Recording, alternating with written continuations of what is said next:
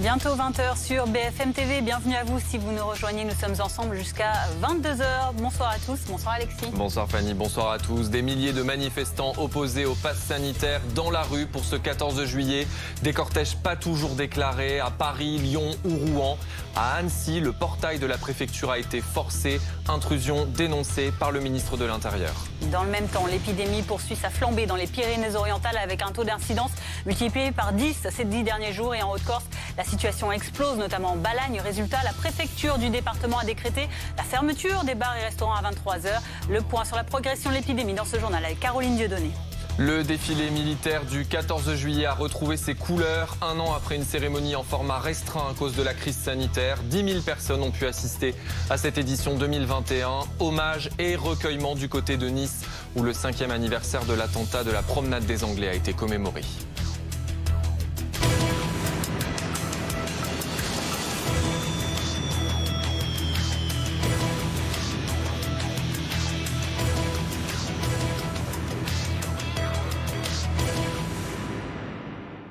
Le pass sanitaire contesté. En ce jour de fête nationale, des milliers de manifestants se sont donné rendez-vous dans plusieurs grandes villes. Rassemblement à Marseille, Rouen ou Nantes sur ces images. Des débordements sont à signaler également à Lyon notamment, mais aussi à Annecy où le portail, vous le voyez, de la préfecture a été forcé par au moins 150 manifestants. Ils n'ont pas commis d'autres dégradations. Vous le voyez, le ministre de l'Intérieur a dénoncé cette intrusion sur Twitter et salué le sang-froid des agents de l'État. Guillaume Fardet est avec nous, consultant sécurité BFM TV. Bonjour Guillaume. Le portail, donc on l'a vu, de cette institution forcée, pas plus de dégâts à l'intérieur, mais le symbole tout de même de l'autorité qui est mise à mal aujourd'hui. Oui, effectivement, en tout cas, Gérald Darmanin a une réaction de grande fermeté dans le tweet que vous avez montré à l'instant, Fanny. C'est 150 à 200 personnes qui sont rentrées dans la cour de cette préfecture de Haute-Savoie, à Annecy, qui ne sont pas allées au-delà de la cour. Il n'y a pas eu d'intrusion dans le bâtiment à proprement parler. Il n'y a pas eu de dégradation non plus. Et enfin, il n'y a pas eu nécessité de recourir à la force pour déloger ces manifestants. Néanmoins, c'est un symbole qui en rappelle aussi d'autres. Vous vous souvenez que des préfectures avaient pu faire l'objet soit de dégradation, soit d'intrusion dans le cadre notamment des manifestations de Gilets jaunes. D'où cette réaction de très grande fermeté de la part du ministre de l'Intérieur qui n'a absolument pas envie que des incidents de cette nature ne viennent à se reproduire dans les jours ou dans les semaines à venir. Alors même qu'il y a aussi eu des manifestations. On a manifesté dans différentes villes de France aujourd'hui, à Paris, mais pas seulement, à Montpellier, à Bordeaux, à Lyon, dans les grandes villes, à Toulouse également. Et donc tout cela pour des questions qui touchent aux annonces du président de la République lundi soir sur des obligations de vaccination éventuelles et qui pourraient entraîner un mouvement qui serait de nature à s'inscrire dans la durée. Bruno Jeudi qui est aussi avec nous. Bonsoir Bruno. Bonsoir. Ce symbole d'une préfecture, le symbole de l'autorité de l'État en région qui est ciblé, même si on l'a dit, il n'y a pas eu d'autres dégradations, c'est tout de même un message d'une forme de faiblesse de la part du gouvernement? Je ne sais pas si je dirais ça, parce que bon, c'est vrai que Guillaume le rappelait, ça nous renvoie quand même aux années Gilets jaunes, du début de mandat, et des exactions beaucoup plus importantes avaient été commises, notamment à la préfecture de Haute-Loire au Puy. Mais les préfectures dans l'histoire de la 5e ont souvent été l'objet d'exactions, de dégradations. Plusieurs professions viennent régulièrement manifester devant les préfectures. Alors ça donne lieu, sans compter certains départements comme la Corse où on les faisait sauter à une époque pas si lointaine. Donc bon, oui, effectivement, de toute façon, c'est toujours des actes graves. Gérald Darmanin a réagi, il a raison. La force doit rester à la loi et la préfecture est évidemment un symbole de l'État partout où elles existent, dans nos quelques 100 départements. Donc voilà, après... bon, il faut faire la part aussi des choses. C'est pas spécifique à ce pouvoir. On a déjà connu ça par le passé et parfois dans des proportions bien plus graves. Alors c'est la situation à Annecy dont on vient de parler, et à Paris également, il y a eu des manifestations de cet ordre. Et les forces de l'ordre ont fait usage de gaz lacrymogène pour répliquer à des jets de projectiles. La manifestation qui serait sortie de son périmètre, déclarée auprès de la préfecture de police. Les précisions de William L pour BFM TV. Manifestation terminée ici, place de la République. C'est ici que se sont rejoints finalement ces deux cortèges. D'une part, les Gilets jaunes qui avaient déclaré leur rassemblement. D'une autre part, c'était ce rassemblement spontané anti-vaccination, anti-pass sanitaire. Ces deux cortèges donc qui se sont rejoints et puis qui ont pris la direction de la place de la République. Sur le chemin, les forces de l'ordre ont essuyé quelques jets de projectiles et ont répliqué par des gaz lacrymogènes, quelques petites tensions, mais dans l'ensemble, cette manifestation s'est plutôt bien déroulée. Le cortège, lui, était un petit peu dissous pendant son parcours jusqu'à cette place de la République. Ce sont quelques centaines de manifestants qui sont arrivés au final sur la place de la République.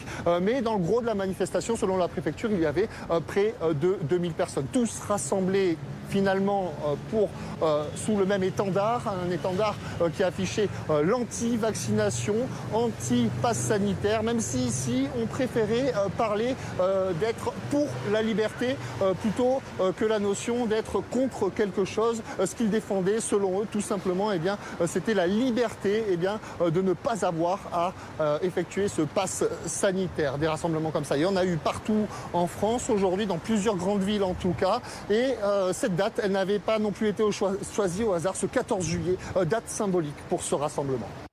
Guillaume, on a eu un bilan qui a été communiqué, environ 20 000 manifestants partout en France. Ce n'est donc pas un mouvement d'ampleur. Néanmoins, c'est vrai qu'il y a eu des manifestations partout en France. Comment les autorités anticipent ce genre de mouvement? Parfois, on l'a dit, les manifestations ne sont pas toujours déclarées. Et surtout, comment les sécuriser? Dans le cas particulier de Paris, d'abord, il y avait deux événements à sécuriser aujourd'hui pour la préfecture de police. Ce matin, le défilé, avec des risques particuliers. Il y a tout de même le chef de l'État, les membres du gouvernement. La menace terroriste est toujours là. Et puis, si vous vous souvenez du 14 juillet 2019, il y a 2 ans, et des manifestants, notamment Gilets jaunes, étaient parvenus, après le défilé, à venir sur l'avenue des Champs-Élysées. Ils y avaient commis quelques dégradations. Donc, il n'était pas envisageable, dans l'esprit du préfet de police, que l'on revive cela cette année. Donc, il y avait quand même un gros dispositif policier ce matin. Et en même temps, il fallait sécuriser cette manifestation de milieu d'après-midi. D'où le fait d'ailleurs que, dans les discussions qui ont eu lieu entre les organisateurs et la préfecture de police de Paris, il a été choisi de privilégier l'Est parisien pour éviter justement qu'il n'y ait trop de personnes manifestantes à l'ouest, là où se tenait précisément ce matin le défilé du 14 juillet.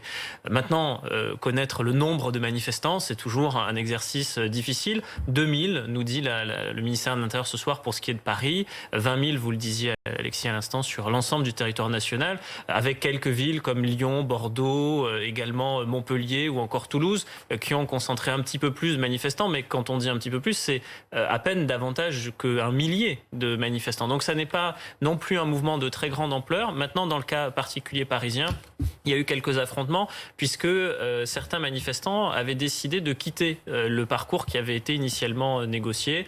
Bon, les policiers ont répliqué avec des jets de gaz lacrymogène. Il y a eu un peu de mobilier urbain qui a été incendié, mais pas dans des proportions qui seraient non plus trop inquiétantes. Ce que redoute plutôt le ministère de l'Intérieur, c'est que ce type de manifestation ne se reproduise et ne s'inscrive dans la durée dans un contexte où certains contestent les mesures sanitaires qui ont été annoncées, notamment lundi soir.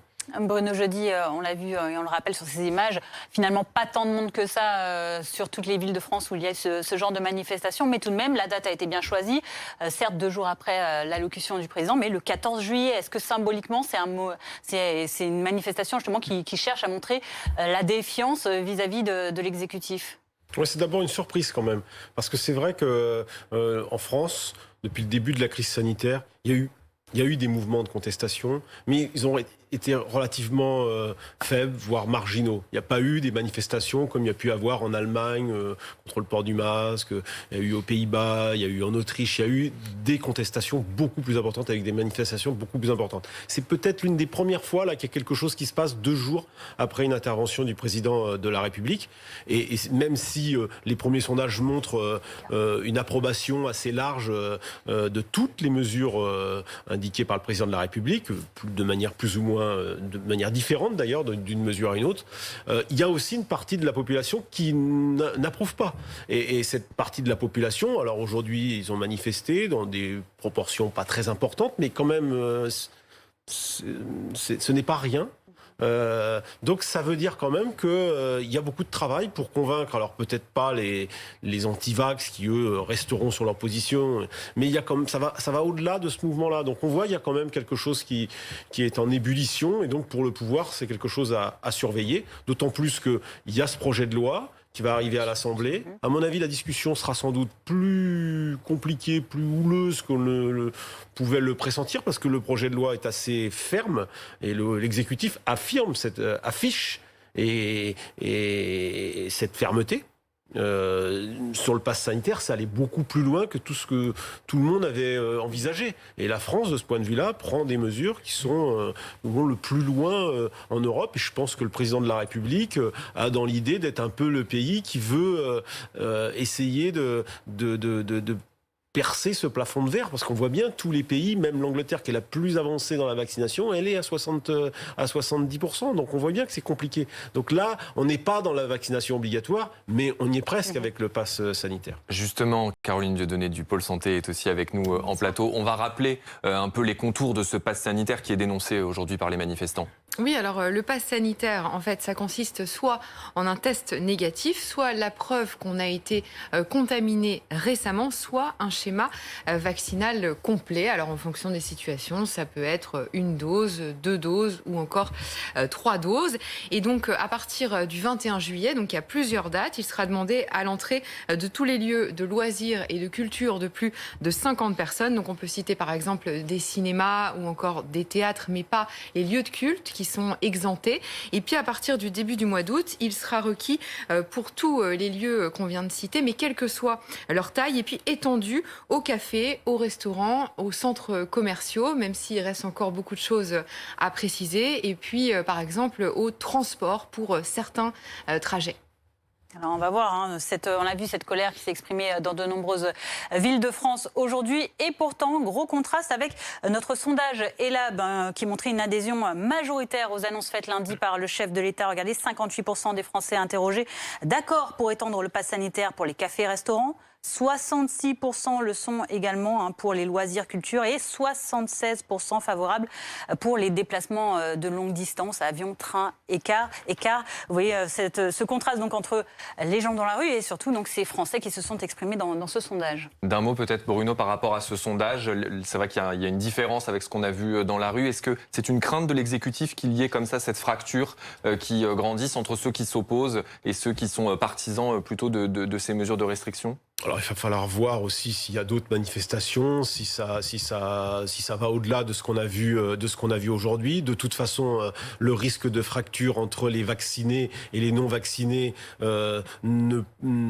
risque d'être encore plus grand si des mesures ne sont pas prises, parce qu'on imagine à la rentrée, si on ne maîtrise pas, si on ne contient pas ce variant Delta, c'est peut-être aller vers des hôpitaux à nouveau embolisés, des mesures coercitives sur l'ensemble du territoire. Et là, c'est les vaccinés qui supporteraient très mal de devoir subir à nouveau un régime entre couvre-feu et confinement, parce qu'il y a une partie de la population qui refuserait d'être vaccinée. Donc le gouvernement, il est face aussi déjà à cette fracture. Donc il essaie de la réduire d'une manière ferme, en allant vers l'obligation vaccinale, alors qui n'est pas obligatoire, faut le redire, c'est uniquement un certain nombre de professions, notamment les fonctions de soignants, 1,5 million de personnes. Pour les autres, c'est le pass sanitaire. Il y a toujours la possibilité de ne pas être vacciné, mais on voit bien que la vie va être beaucoup plus compliquée si vous n'êtes pas vacciné.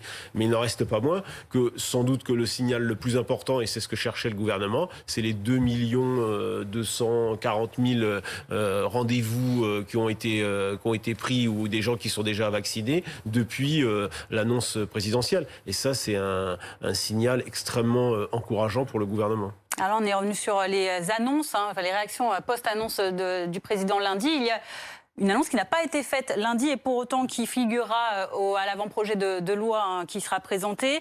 C'est celle d'un isolement qui serait imposé aux personnes testées positives au Covid-19, des malades qui recevraient un arrêté de quarantaine et qui sont donc soumis à l'isolement. Caroline Dieudonné, c'était un des points d'inquiétude sur lesquels alertait déjà Santé publique France depuis un moment.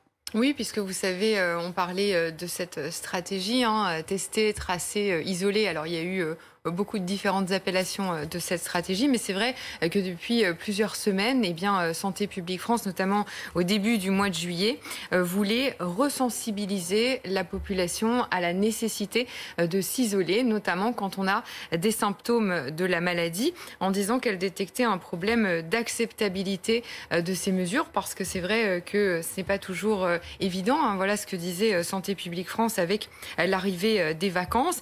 Donc effectivement, ils avaient aussi parlé du traçage avec le nombre de cas contacts pour pouvoir justement remonter ces chaînes de contamination. Et puis aussi, ils rappelaient l'importance tout simplement des gestes barrières, c'est-à-dire tous ceux que vous connaissez, notamment le port du masque en intérieur, par exemple. En France métropolitaine, la pression du variant Delta se fait ressentir fortement dans le département des Pyrénées-Orientales. L'incidence ne cesse d'augmenter. Elle atteint désormais 155 cas pour 100 000 habitants. Des opérations de vaccination ou de dépistage ciblés sont organisées. Marion Bordier, David Hunal, Julien de Roland. 2 heures d'attente en gare de Perpignan, pas pour prendre un train, mais pour se faire vacciner. Dans le département des Pyrénées-Orientales, le taux d'incidence a été multiplié par 10 en 10 jours. Il atteint maintenant les 155 cas pour 100 000 habitants.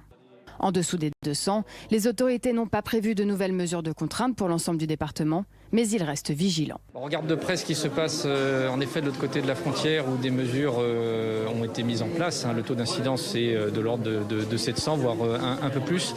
Bon, on regarde. Pour l'instant, ça fait partie des choses qui sont en réflexion. Dans ce centre de vaccination et de dépistage éphémère installé par la préfecture, on attendait 200 personnes ce mercredi. Plus de 600 doses ont été utilisées. Sans rendez-vous, et parfois on doit attendre pendant le mois d'août, il y en a même au mois de septembre. Ouais, c'est long. C'est un peu grave quand même. Il vaut mieux être tous vaccinés, la plupart, qu'avoir le reconfinement ou couvre-feu. Ça, on va être obligé. Si on veut continuer à vivre, il faut le faire. Oui, il y a du monde. C'est que tout le monde a compris le message, je pense. Je viens parce que sinon, je ne peux plus rien faire.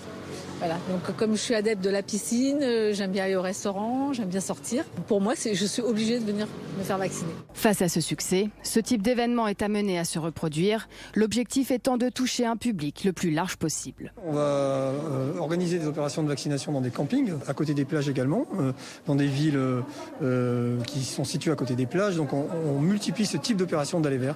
Il est vraiment important qu'on soit à proximité et qu'on propose de la vaccination en tout lieu. En moins de 24 heures, plus de 2 millions de personnes ont pris rendez-vous pour se faire vacciner. Voilà pour la situation donc dans les Pyrénées-Orientales et la Corse également et la région, vous allez le voir, où la part de variant Delta parmi les tests positifs criblés, la plus importante en France, 85% sur un nombre total certes relativement bas, mais tout de même, cette situation a fait bondir le taux d'incidence en Balagne, cette région du nord-ouest de l'île, 380 de taux d'incidence contre 75 sur l'ensemble du département de la Haute-Corse. Et dans cette zone, bars et restaurants ferment donc leurs portes aujourd'hui à 23h et ils doivent appliquer également une jauge à 50% des mesures annoncées par le préfet hier soir déjà. Caroline Dieudonné, quels sont les derniers chiffres nationaux communiqués ce soir par les autorités? Alors on voit que l'incidence au niveau national, elle est toujours en dessous de ce seuil d'alerte qui a été fixé à 50 cas pour 100 000 habitants puisqu'on est à 40 cas. En revanche, ça progresse maintenant depuis un peu plus d'une dizaine de jours. Quand on regarde le nombre de cas, quand on fait la moyenne sur une semaine, on voit qu'on est à 3800, un peu plus de 3800 cas par jour. Donc ça progresse. Et puis en métropole, on a toujours 13 départements qui sont au-dessus de ce seuil d'alerte. Alors vous avez évoqué les Pyrénées-Orientales où on est à 157, la Haute-Corse par exemple où on est pour le département à 75 cas pour 100 000 habitants. On peut citer aussi au-dessus de ce seuil le Calvados, Paris, les Alpes-Maritimes. Il y a 3 régions en fait qui sont au-dessus du seuil, c'est l'Île-de-France, c'est la région PACA et la région Occitanie. En revanche, à l'hôpital, on voit que pour l'instant, le nombre de patients en Covid continue de diminuer, que ce soit pour tous les patients hospitalisés et pour ceux qui se trouvent en soins critiques, notamment dans les services de réanimation. On est toujours sous la barre des 1000. Et puis il y a cette réaction également aux annonces d'Emmanuel Macron lundi, avec cette ruée depuis lundi soir vers les sites de réservation de rendez-vous pour se faire vacciner. Avec ce chiffre, on va le voir, désormais, ce sont plus, on va le voir, c'est plus de 2 millions de Français, 2 250 000 qui ont pris rendez-vous pour se faire vacciner sur la plateforme Doctolib. Il y en a plusieurs autres. On le voit. Et comment est-ce que ça s'explique? Est-ce que ça va s'arrêter à un moment donné? Est-ce qu'on peut espérer que ça va continuer à progresser? progresser? Alors en tout cas tout à l'heure Doctolib, puisque vous rappelez bien que c'est uniquement pour la plateforme Doctolib. Il y a d'autres plateformes qui existent. On peut aussi prendre rendez-vous par téléphone. On peut aussi se rendre dans des centres sans rendez-vous. Donc tout à l'heure Doctolib expliquait que justement ça restait cette demande pour l'instant à un niveau assez élevé. Et il disait également que les centres de vaccination continuaient d'ouvrir de nouveaux créneaux. Donc c'est vrai qu'on va voir comment ça va s'organiser. Ce sont des rendez-vous qui sont pris pour les prochains jours ou pour les prochaines semaines. Donc quand on regarde pour l'instant les derniers chiffres de vaccination, vous voyez qu'il y a 54% de la population totale, des Français qui ont reçu au moins une dose. Hier, on parlait de ce record avec le Premier ministre Jean Castex à plus de, je crois que c'est 790 000 injections au total. Là, vous voyez que ce soir, on est plutôt aux alentours de 400 000 avec également environ 230 000 personnes qui ont complété leur schéma de vaccination aujourd'hui. On rappelle qu'il y avait eu une annonce d'Olivier Véran hier que pour un schéma complet, pour avoir ce pass sanitaire, désormais c'était 1 semaine après la dernière dose et puis plus 2 semaines comme avant. Un nombre important pour un 14 juillet, pour un jour férié. Merci Caroline. En ce 14 juillet 2021, justement, les Niçois ont commémoré le 5e anniversaire de l'attentat de la promenade des Anglais. 86 personnes ont été tuées par un camion fou, une attaque revendiquée par Daesh. 86 victimes auxquelles un hommage appuyé a été rendu en présence du Premier ministre. Et puis à Paris, vous l'avez vécu avec nous, le défilé militaire a eu lieu ce matin, présidé par le chef de l'État, avec le retour à une forme plus traditionnelle. En 2020, à cause du Covid, seule une cérémonie avait pu se tenir. Un hommage a été rendu aux jeunes engagés, membres du service civique ou pompiers bénévoles. Les images compilées par Maëva Lamy.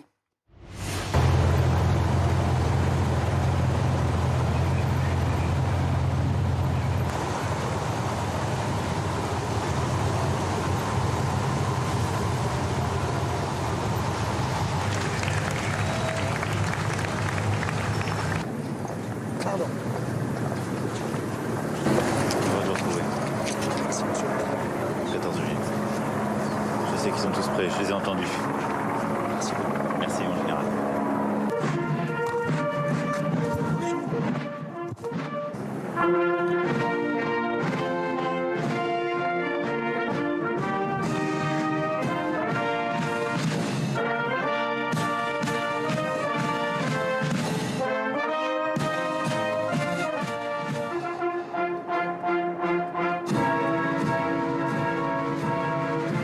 Monsieur le Président de la République, les honneurs militaires vous ont été rendus par un détachement de la garde républicaine.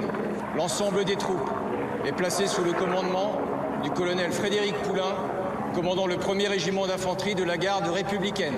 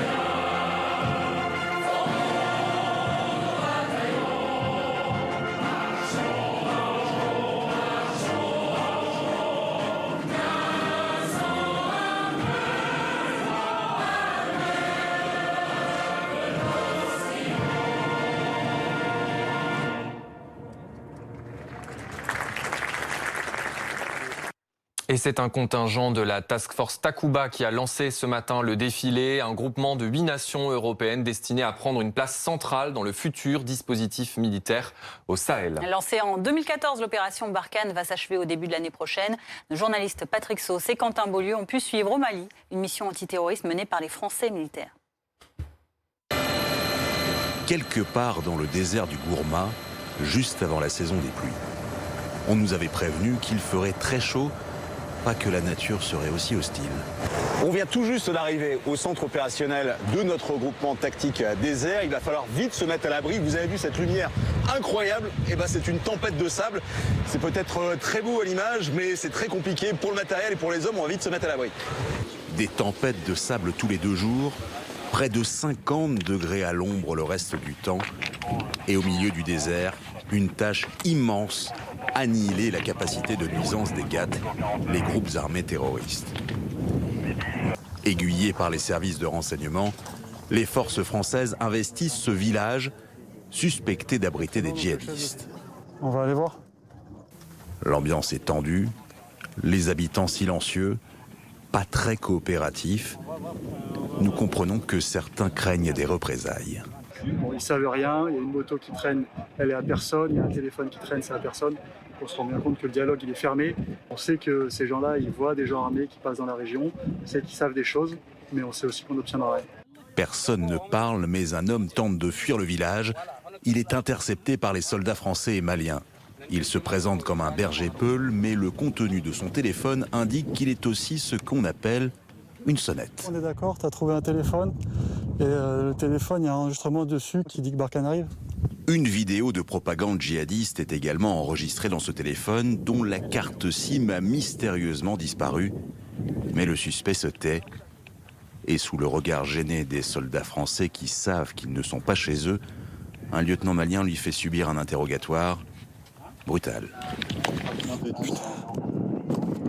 En gros, dès qu'on considère qu'ils dépassent les bornes, on leur explique qu'ils n'ont pas le droit de traiter un prisonnier comme ça, qu'ils doivent le traiter avec humanité. Et quand ça dépasse les bornes, et ben nous, via la chaîne de commandement, on intervient et on leur explique qu'ils doivent arrêter ces manières. Après près d'1 heure et demie de fouilles dans le village, les forces maliennes et les forces françaises ont procédé à 2 arrestations. La deuxième, elle est en train de se terminer en ce moment avec de l'identification, notamment 2 téléphones, des affaires personnelles, mais le plus intéressant, évidemment, ce qui va être détruit dans quelques instants, c'est cette moto ainsi qu'une Kalachnikov. La Kalachnikov, elle va être saisie. La moto, elle va être brûlée pour ne plus qu'elle serve, évidemment, au groupe armé terroriste.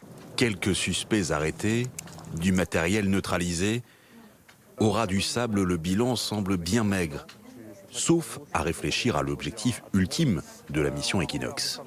S'il n'y a qu'une seule chose à retenir, c'est bien assécher les ressources des groupes armés terroristes. Donc ça veut dire effectivement les priver de leurs moyens de nuire. Effectivement, si on n'arrive pas à les attraper, tant pis. S'ils n'ont plus de moyens de nuire, plus de moyens matériels d'agir dans la zone, ben on a rempli quand même la mission en même partie. Car ce qui compte ici, ce n'est pas de faire du chiffre, mais bien de faire baisser l'insécurité à un niveau raisonnable dans les zones les plus vitales du Mali. Après 1 mois et demi de ratissage, le groupement franchit un axe symbolique. C'est la RN16, la route nationale qui va de Mopti jusqu'à Gao et qui est considérée comme l'endroit le plus dangereux du Mali. Le but ultime des forces françaises, c'est que si elles arrivent à assécher totalement les ressources ennemies, elles vont pouvoir faire revenir les gendarmes, les écoles, mais aussi le commerce. Et puis vous avez compris, il faudra rebitumer cet axe pour enfin en terminer avec les engins explosifs. Un véritable travail de Sisyphe. Un jour après notre départ, la nouvelle d'un second coup d'État en 9 mois nous parviendra de Bamako, avant l'annonce par Emmanuel Macron d'une transformation profonde de l'opération Barkhane, qui passera d'opérations de ratissage très lourdes, comme Equinox, à des missions plus ciblées. Et retrouvez l'intégralité de ce reportage au Mali. Opération Barkhane au cœur de la traque, réalisée par Patrick Sauce et Quentin Beaulieu. Ce sera à 21 h sur BFM TV.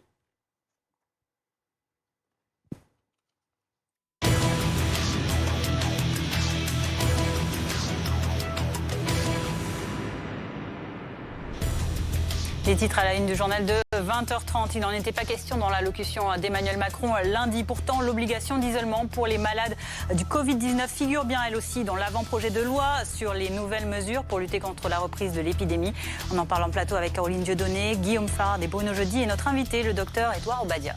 Une mesure envisagée alors que la pression du variant Delta ne cesse de se faire ressentir sur notre pays. Une incidence de 157 dans les Pyrénées-Orientales et le retour de restrictions très localisées en Corse.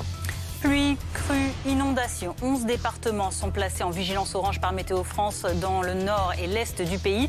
De fortes pluies sont encore attendues dans la nuit. Quand est-ce que tout cela va cesser? On fera le point dans ce journal avec Kevin Fleury.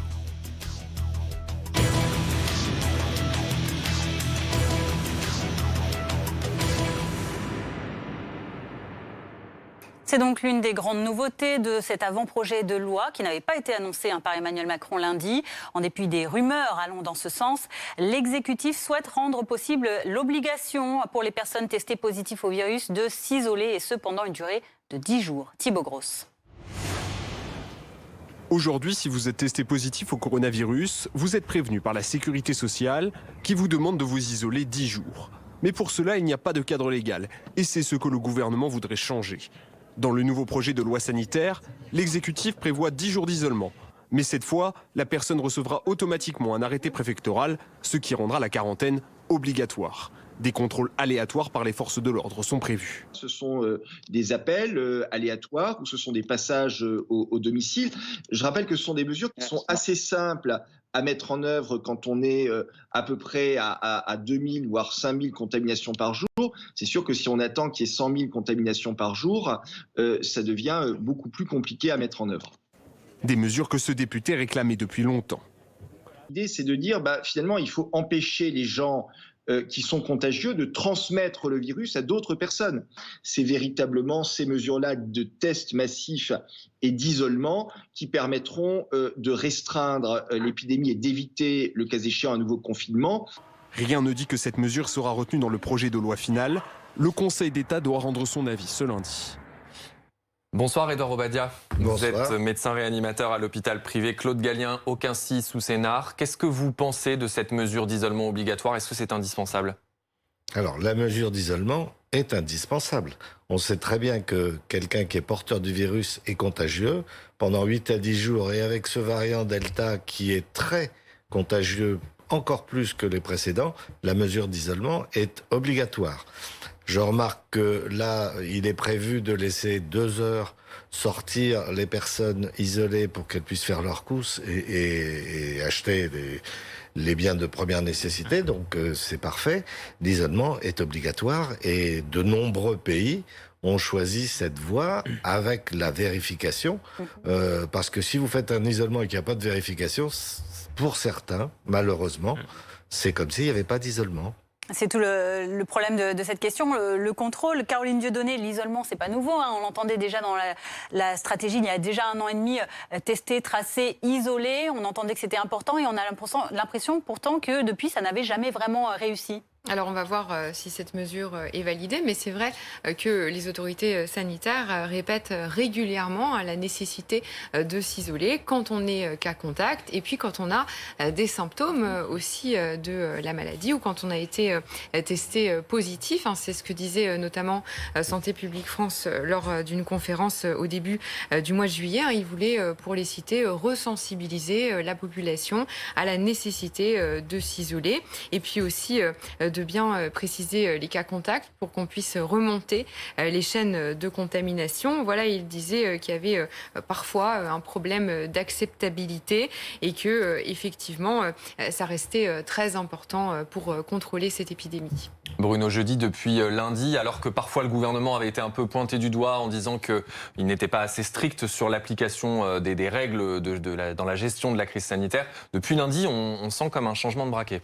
Oui, il y a un véritable changement de posture qui s'explique d'ailleurs à la fois sur la vaccination obligatoire, ce qui est le plus spectaculaire, mais aussi sur le tracé isolé. Il faut se souvenir que le député Olivier Bèche du groupe Agir à l'Assemblée nationale avait déposé cette proposition de loi au mois de janvier. À l'époque, le gouvernement n'avait pas voulu la soutenir et le projet était resté, la proposition était restée lettre morte. Là, cette fois-ci, cette proposition devrait être intégrée au texte que va présenter le gouvernement. Donc on voit le chemin qui est parcouru et les choses, à mon avis, il faut les inscrire dans cette volonté du gouvernement, dans cette fermeté, dans ces décisions très fermes. De la logique, c'est au fond d'essayer d'endiguer ce variant Delta alors qu'il commence à peine et ne pas reproduire l'erreur qui avait été reprochée d'ailleurs à la fin de l'été dernier, d'avoir laissé finalement revenir le Covid et le variant anglais qui ensuite avait contraint le président de la République à prendre une nouvelle mesure de confinement au début de l'automne. Donc c'est un petit peu ça la logique aujourd'hui, c'est essayer d'agir très très tôt sur tous les fronts, à la fois la vaccination, la rendre en quelque sorte presque obligatoire avec le pass sanitaire, le tracé isolé avec des mesures très strictes qui existent quand même dans d'autres pays, chez nos voisins, en Grande-Bretagne, tout près. Et c'est vrai que ça a longtemps été reproché à l'exécutif de ne pas prendre les mesures. Alors, on entend que certains critiquent le projet, ceux-là même qui, d'ailleurs, au passage, reprochaient au gouvernement de ne pas prendre ces mesures. Donc ça va être assez intéressant de voir comment ça va être débattu à l'Assemblée nationale. Mais cette fois-ci, ils prennent le taureau par les cornes sur ce terrain-là où on a plutôt été défaillant quand même globalement sur ce terrain de l'isolement. On le rappelle, Guillaume Fard, jusqu'à présent, la seule obligation de s'isoler, c'est si on rentre de l'étranger. Oui. Et encore, il n'y a pas vraiment d'obligation juridique. Est-ce qu'avec cet avant-projet que le gouvernement présente au Conseil d'État, on reste dans la légalité? Ça reste constitutionnel tout cela? La question de la légalité, il y a un projet de loi. Donc à partir du moment où on modifie la loi, ça devient légal. La question ensuite, c'est est-ce que ce sera constitutionnel? Bruno le disait tout à l'heure, tout projet de loi passe devant le Conseil d'État. Donc le Conseil d'État va donner un avis sur la constitutionnalité parce que ce sont des mesures qui sont effectivement privatives de liberté. La liberté d'aller et venir, c'est une liberté publique fondamentale. À partir du moment où on vous isole chez vous, on vous dit vous n'avez pas le droit d'en sortir à l'exception de 2 heures par jour et un policier ou un gendarme, selon où vous habitez, va venir le vérifier de façon aléatoire, évidemment, c'est privatif de liberté. Maintenant, est-ce que c'est proportionnel ou proportionné au but recherché? C'est ça aussi que va examiner le Conseil d'État pour éviter une censure constitutionnelle. En d'autres circonstances, quand on assignait des personnes à résidence, ça a pu être censuré par le Conseil constitutionnel. Pensez à la loi anti-casseurs, par exemple, qui prévoyait une mesure d'assignation à résidence. Eh bien, ça a été censuré par le Conseil constitutionnel. Là, c'est pas une assignation à résidence. On ne demande pas à la personne de sortir pour aller pointer. On lui demande au contraire de rester chez elle. Et ce sont les policiers et gendarmes qui vont venir le vérifier. Maintenant, se pose aussi la question de la faisabilité pour les policiers et gendarmes de réaliser autant de contrôles. S'il y avait un volume important de personnes qui faisaient l'objet de ces arrêtés préfectoraux qui sont individuels et qu'il fallait vérifier aléatoirement le domicile de toutes ces personnes, il pourrait y avoir aussi une difficulté matérielle à réaliser les vérifications. Cette reprise de l'épidémie de Covid-19, elle s'observe dans les Pyrénées-Orientales où le taux d'incidence est le plus élevé de France métropolitaine. Taux d'incidence de 155 cas positifs pour 100 000 habitants. Et un taux qui approche le seuil de 200 fixé par Emmanuel Macron, au-delà duquel les restrictions sanitaires territorialisées pourraient être rétablies. La progression du virus dans les Pyrénées-Orientales est de 600% cette dernière semaine contre 60% en moyenne dans le reste du pays. La situation est plus critique encore dans un secteur de Haute-Corse où l'épidémie explose, le secteur de la Balagne. Le taux d'incidence est de 380 contaminations pour 100 000 habitants. Oui, on va voir avec Élise Breteau, vous êtes sur l'île Rousse pour BFM TV. Conséquence de cette hausse, le préfet a annoncé de nouvelles restrictions et ce, dès ce 14 juillet jusqu'au 1er août. Oui, déjà, aucune festivité ce soir pour ce 14 juillet. Les feux d'artifice, les balles, les concerts sont tous annulés en Balagne, ici et aussi à Saint-Florent. Des mesures qui touchent aussi les restaurants et les bars, puisqu'il leur est demandé de fermer dès 23h et de réduire la jauge à 50%. Un coup de massue pour le secteur qui commençait tout juste à respirer avec l'arrivée des vacanciers. Et pourtant, ils ont joué le jeu. Dès ce matin, on pouvait voir sur les terrasses d'Île-Rousse les serveurs espacés, voire même retirés retirer certaines tables. Il faut dire que la situation est prise très au sérieux. Plus d'une centaine de contaminations le week-end dernier, du jamais vu en Corse. Sans doute après quelques événements festifs, on parle notamment d'un mariage. Résultat, vous l'avez dit, le taux d'incidence explose dans la région. 380 cas pour 100 000 habitants. C'est plus du double du seuil d'alerte. Il est recommandé aux gens d'être très vigilants et sans être non plus alarmistes, de prendre ses précautions dans la région. Élise Breteau en direct de Haute-Corse pour BFM TV. Docteur Obadia, comment on explique que parfois sur des endroits comme ça, des secteurs assez localisés, l'épidémie semble très rapidement s'emballer? D'abord, on a ce variant Delta dont on voit qu'il est beaucoup plus contagieux et que à partir d'un tout petit cluster, ça diffuse de façon très importante. Et vous parliez du testé isolé. L'isolé, c'est possible quand on n'a pas encore trop de cas. Donc effectivement, il faut le faire maintenant avant que ça ne soit plus réalisable. Maintenant, comment peut-on expliquer que dans certains endroits ça s'emballe? Vous voyez qu'on est en vacances, donc il y a des populations qui migrent du nord vers le sud, de l'est vers l'ouest, et qu'il y a une multiplication des contacts dans ces régions. Donc cette multiplication de contacts entraîne une multiplication des risques et on se retrouve avec ce qu'on ne veut pas voir revenir, c'est-à-dire une 4e vague sur tout le territoire. Donc des mesures ponctuelles, ciblées, sont importantes à ce stade où on a encore un contrôle possible. Et l'Agence régionale de santé d'Occitanie, par exemple, expliquait pour les Pyrénées-Orientales, il disait il y a sans doute l'aspect touristique sur le littoral que vous évoquiez, la densité de population et puis peut-être un impact lié avec la proximité avec l'Espagne. Voilà, il ne donnait pas plus d'explications que ça et c'est vrai que le taux d'incidence a fortement augmenté. On partait de très bas, mais il a fortement augmenté en peu de temps. Alors, on va voir que 2 jours après les annonces du président de nouvelles restrictions sanitaires, des dizaines de milliers, 20 000 environ partout en France ont choisi ce 14 juillet pour défiler contre l'extension notamment du pass sanitaire, contre la vaccination obligatoire de certaines professions. Des manifestations, vous le voyez notamment à Nantes ou encore à Montpellier sur ces images de BFM TV.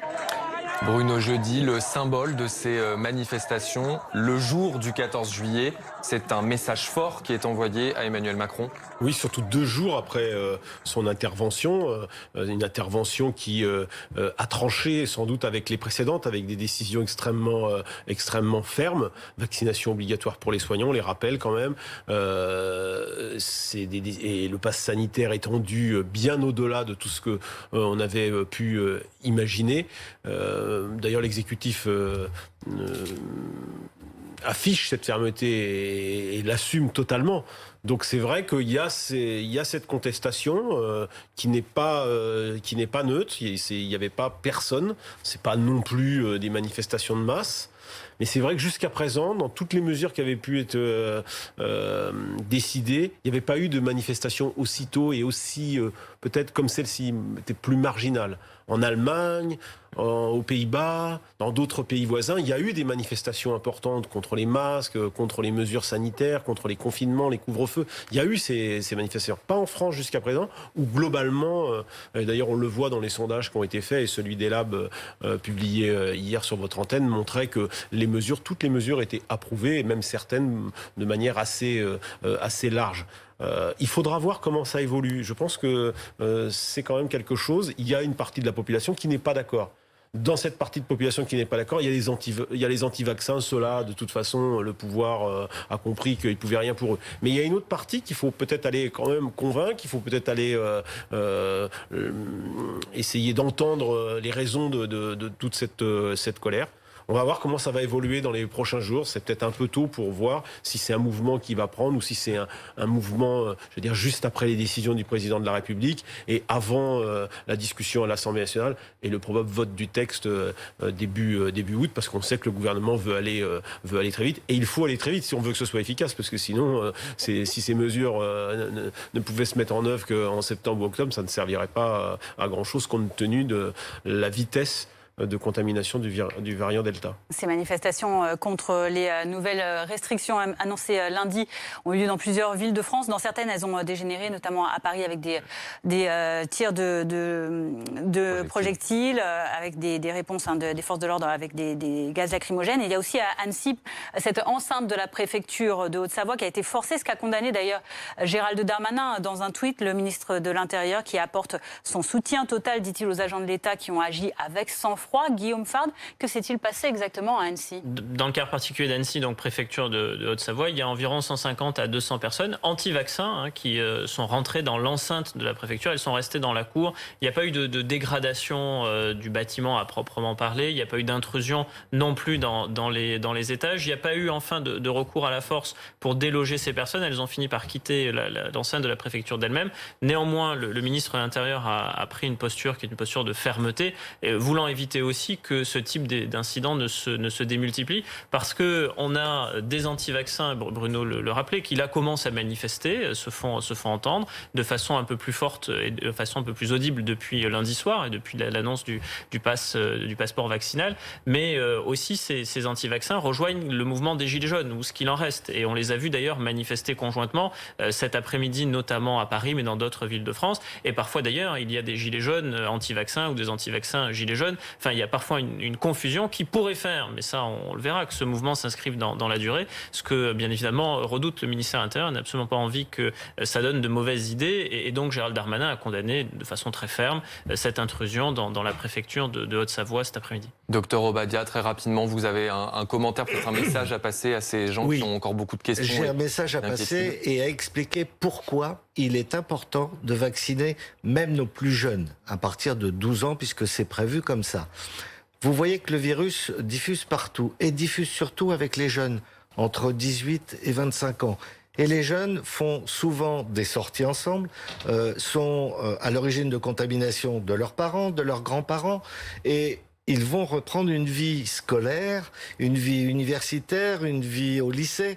Et donc, c'est par là que ça risque de repartir. Donc, il est important, d'autant que la vaccination chez les plus jeunes pose très très peu d'effets secondaires. Donc, il est important de vacciner nos plus jeunes pour limiter la pression de ce variant et éventuellement d'autres variants qui surviendraient dans la multiplication des variants que l'on voit depuis de nombreuses semaines maintenant. Merci pour ces rappels, docteur Édouard Obadia. On en vient à présent à cette actualité météorologique et cette grisaille qui n'en finit plus. Pluie, crue, inondations, ce sont désormais 11 départements qui sont placés en vigilance orange par Météo France. Il s'agit de l'Aisne, des Ardennes, de la Meuse, de la Moselle, du Bas-Rhin, des Vosges, de la Haute-Marne, de la Haute-Saône, du Doubs et du territoire de Belfort, ainsi que la Meurthe-et-Moselle. C'est là qu'on vous retrouve, Élise Phillips pour BFM TV. Vous êtes à Nancy.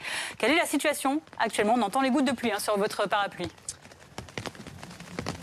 Ouais, il pleut pas mal. Il pleut depuis environ quasiment 5 heures sans interruption ici à Nancy. Vous le disiez à l'instant, tout le département de la Meurthe-et-Moselle est placé en vigilance orange pluie inondation. La rivière de la Meurthe que vous voyez derrière moi est même placée en vigilance orange crue.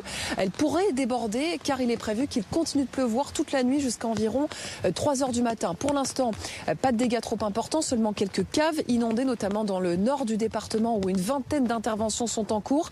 D'ici à demain, on attend encore entre 30 et 50 mm de précipitations.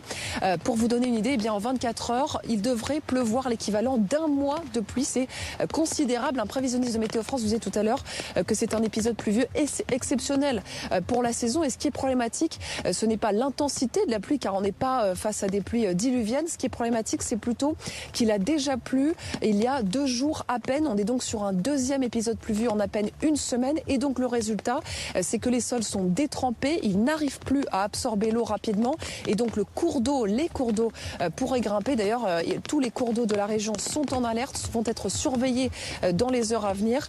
D'ailleurs, la vigilance orange pluie inondation est prévue jusqu'à demain matin au moins dans le département de la Meurthe-et-Moselle.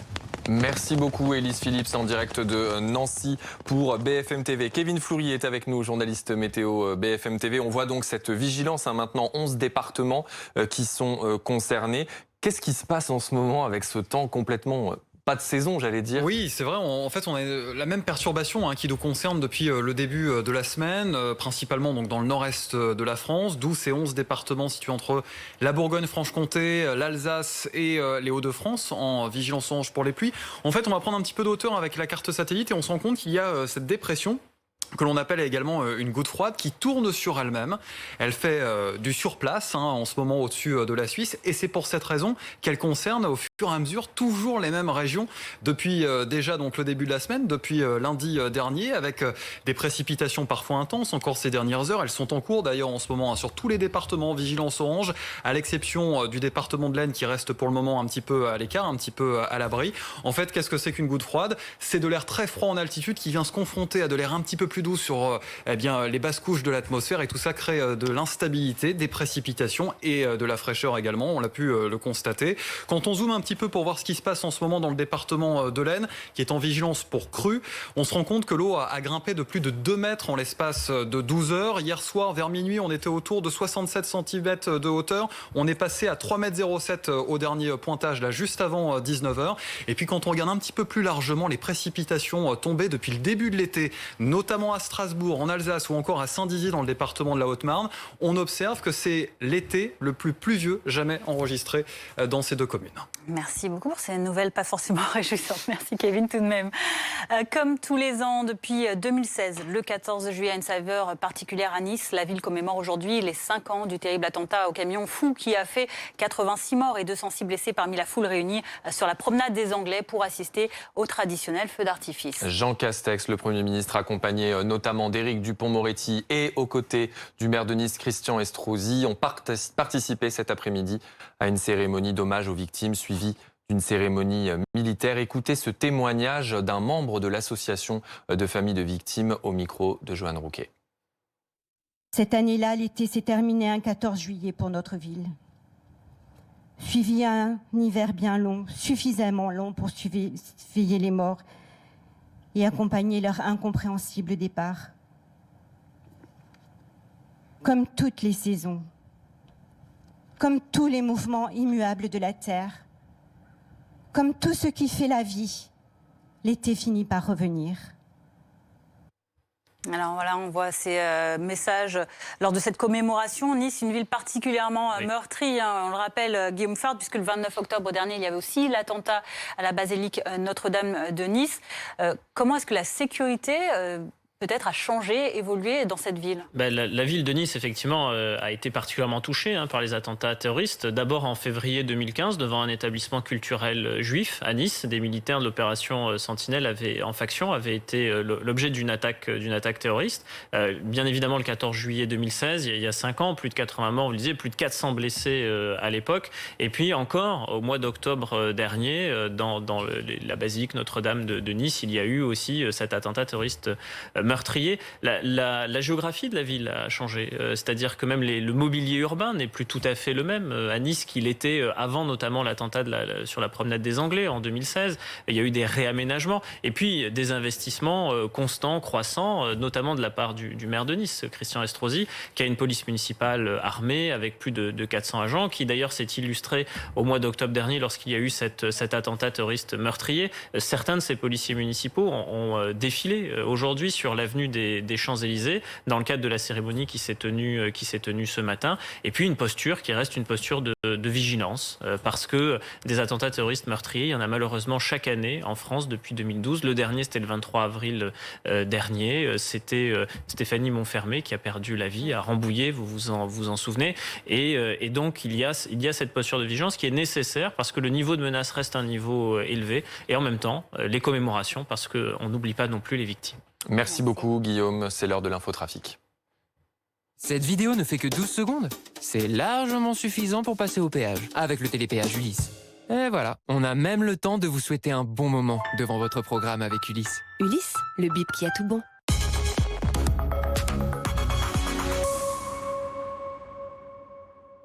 Ça s'annonce pas trop chargé, comme vous le voyez demain sur les routes, vert dans les deux sens de circulation. Si vous pouvez anticiper votre départ en vacances, n'hésitez pas, car cela s'annonce beaucoup plus compliqué ce week-end.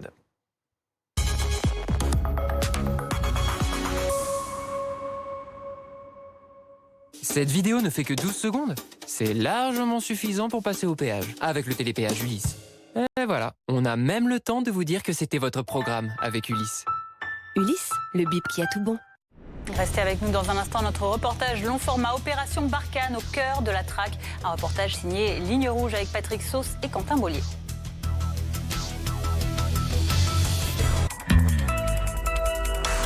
9h midi. Merci d'être avec nous sur BFM TV. Bruce Toussaint vous emmène au cœur des news. 2 informations capitales ce matin. Vous saurez tout. Pour qui, quand, comment se passe la vaccination? Vous comprendrez tout. C'est quand même du jamais vu dans l'histoire des réseaux sociaux. Elle parlait plus de fake news, mais de rumeurs. Avec du débat. Chers collègues, vous vous trompez, c'est qu'il n'y a pas de stratégie en réalité. C'est un débat qui est complexe et enflammé. Et les invités qui font l'actualité. On a aussi des questions. Oui, bah oui, alors faut tourner la page. Non, mais je vais m'améliorer. Le live Toussaint, tous les jours, à 9h sur BFM TV. Votre programme commence dans 8 secondes, soit le temps qu'il faut pour transformer votre canapé en vrai lit. Votre programme avec la maison convertible.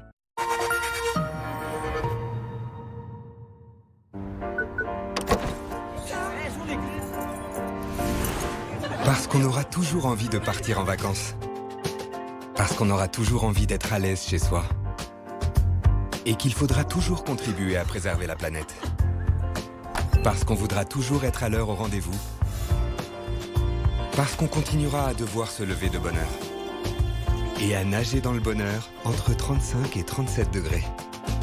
Bref, parce que l'énergie c'est la vie, Total se transforme et devient Total Énergie pour répondre toujours mieux à vos besoins.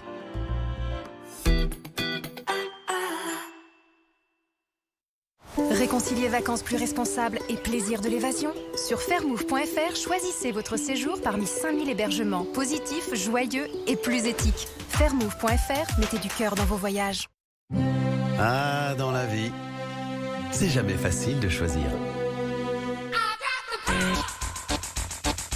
Au moins avec Red, c'est facile de faire le bon choix. La fibre, 20 € par mois au lieu de 30 €, sans engagement. Red by SFR, c'est vert, c'est clair. Alors ici, on est exactement dans vos critères. Si vous allez avoir un très bel espace, très ajouré, du chêne, hein, terrasse de 2 mètres carrés. Et le gros plus de cette maison, c'est qu'il y a vue sur ma mère. ArthurImmo.com, agent immobilier et expert immobilier depuis toujours. I see king, I see queen, well. None of you know my kingdomanium.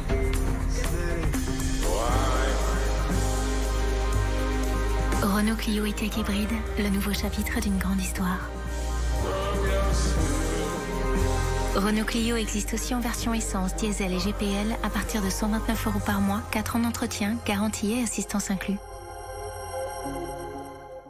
Vous voyez ces balais Bosch? C'est un cadeau pour mon prochain client. Il ne veut pas prendre la route comme ça.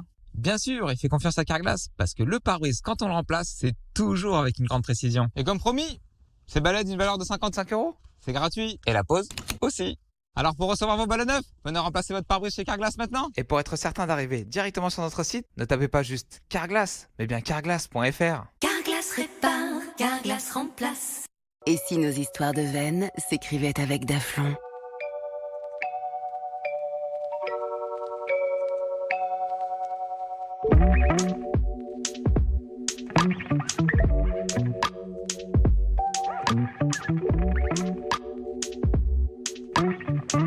Daflon 500 mg, efficacité cliniquement démontrée dans les troubles de la circulation veineuse, jambes lourdes, douleurs, impatience. Tout médicament peut exposer à des risques, parlez-en à votre pharmacien. Deliveroo présente les plats que vous aimez, frais et gourmands, grillés à point, pour remplir votre frigo, à partager et à ne surtout pas partager. Deliveroo, c'est tous les plats de vos restos livrés chez vous. On se fait un Deliveroo? Elton John, Farewell Yellow Brick Road, votre dernière chance de le voir sur scène. Concert ultime le 11 juin 2022 à Paris La Défense Arena. Concert supplémentaire le 12 juin. En vente, point de vente habituel.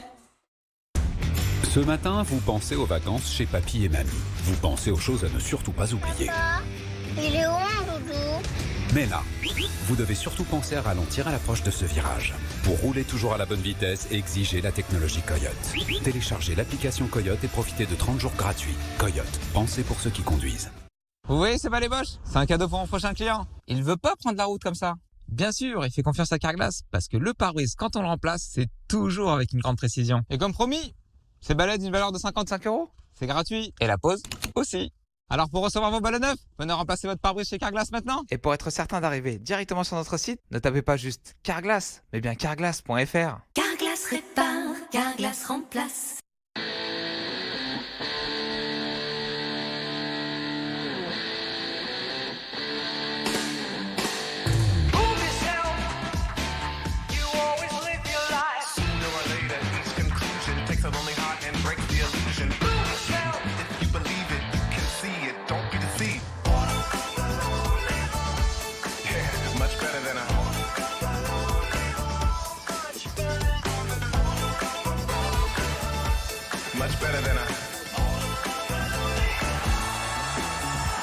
Repartir, redécouvrir, revivre. Renault.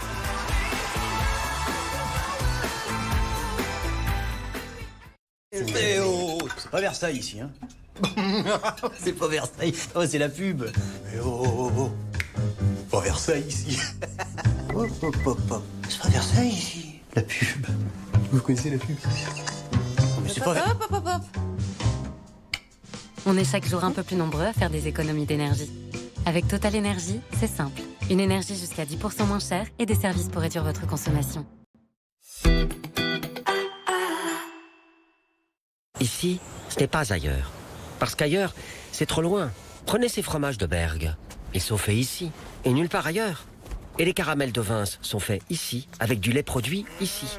Quant aux huîtres de PNB, on ne les trouve qu'à PNB, parce qu'ailleurs, c'était plus ici.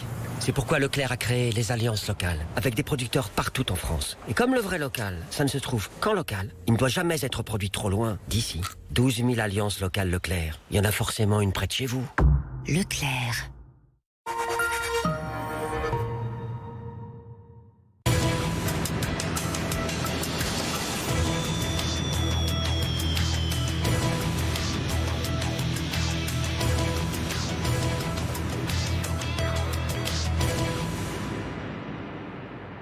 – 21h sur BFM TV, merci d'être avec nous. En ce jour de 14 juillet, célébration des forces armées françaises. Un focus ce soir sur les soldats de Barkhane, cette opération antiterroriste menée depuis 2014 au Sahel et notamment au Mali. L'une de nos équipes a pu se joindre aux militaires sur leur terrain d'action. Une mission de 10 jours en plein désert, 50 degrés à l'ombre, 2 tempêtes de sable et surtout un objectif, la traque des djihadistes qui veulent prendre le contrôle de la région. Opération Barkhane au cœur de la traque. Reportage de Patrick Sauce et Quentin Bollier. C'est le fruit d'une longue quête. Après 20 jours de ratissage dans le désert, les soldats français viennent de faire une prise importante.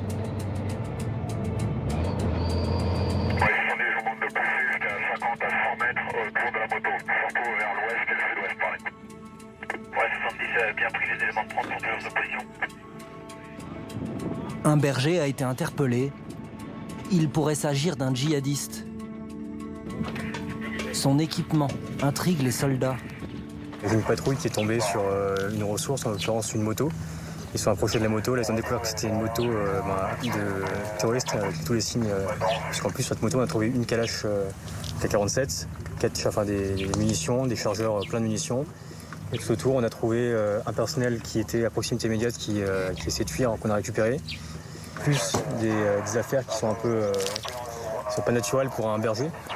Beaucoup trop d'eau pour une personne et surtout il y a beaucoup de vêtements et ça peut être souvent des terroristes qui viennent le voir et qui viennent se changer chez lui. En fait c'est pas forcément un terroriste en tant que tel, mais plutôt un facilitateur. Pour en avoir le cœur net, le contenu de ces téléphones est analysé. Donc ça, c'est là-dessus qu'il y a les photos et tout. C'est un bon client. Parce que là on a tout ce qu'il faut, on a des vidéos de propagande, des images de propagande, on a la Kalash, on a la moto, on a total quoi.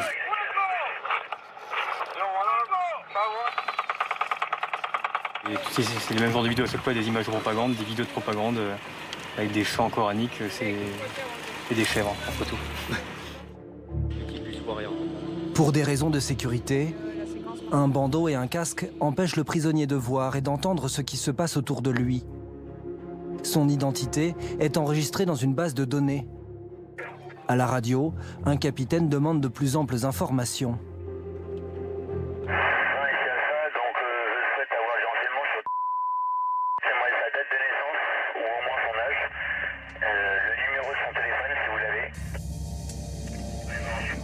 Il s'agit d'un jeune Malien de 18 ans, inconnu jusqu'ici des services de renseignement.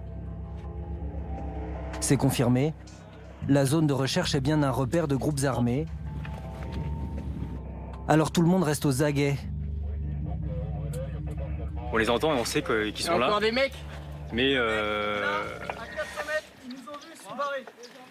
voilà, enfin, on sait qu'ils sont présents. Oh, on arrête de faire des bons pour le moment. Trouver. Voilà, on a trouvé un, ils en ont trouvé deux là-bas, donc ils sont fuyants. Par contre, ça n'empêche pas qu'ils puissent avoir une embuscade. Ici, dans cette région, il y a un mois, là, à quelques centaines de mètres, ici, une embuscade qui a fait plusieurs morts chez les Tchadiens. On surveille la zone, on remballe les ressources, des sacs dans le craft, et puis après on se casse. La Kalachnikov est saisie et la moto détruite pour qu'elle ne puisse pas servir à d'autres terroristes. Vous pouvez déjà commencer à percer les pneus.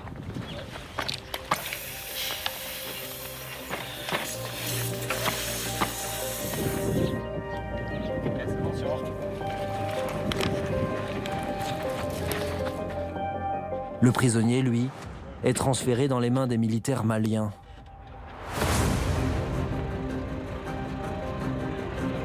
Voilà désormais plus de 8 ans que les forces françaises sont engagées au Sahel, dans une guerre face à un ennemi peu visible, mais toujours très actif, et sur un territoire grand comme l'Europe. Pendant plus d'une semaine, nous avons suivi l'une des dernières missions antiterroristes de Barkhane, au milieu du désert, à 800 km au nord-est de Bamako. Elle mobilise 1800 soldats français et 600 Maliens.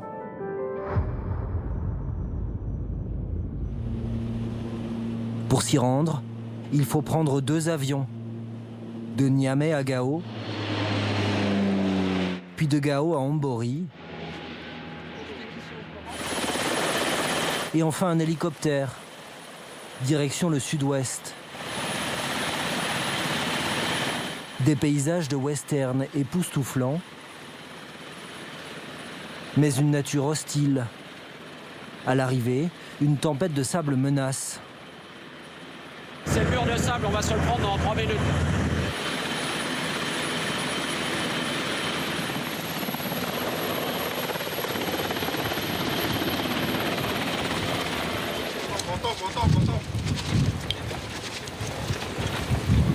Cette année, ce qu'on appelle le front intertropical est remonté plus haut que prévu, plus tôt que prévu. Donc c'est pour ça que depuis quelques jours, nous avons régulièrement des tempêtes de sable, voire de la pluie, ce qui est un peu exceptionnel en cette saison.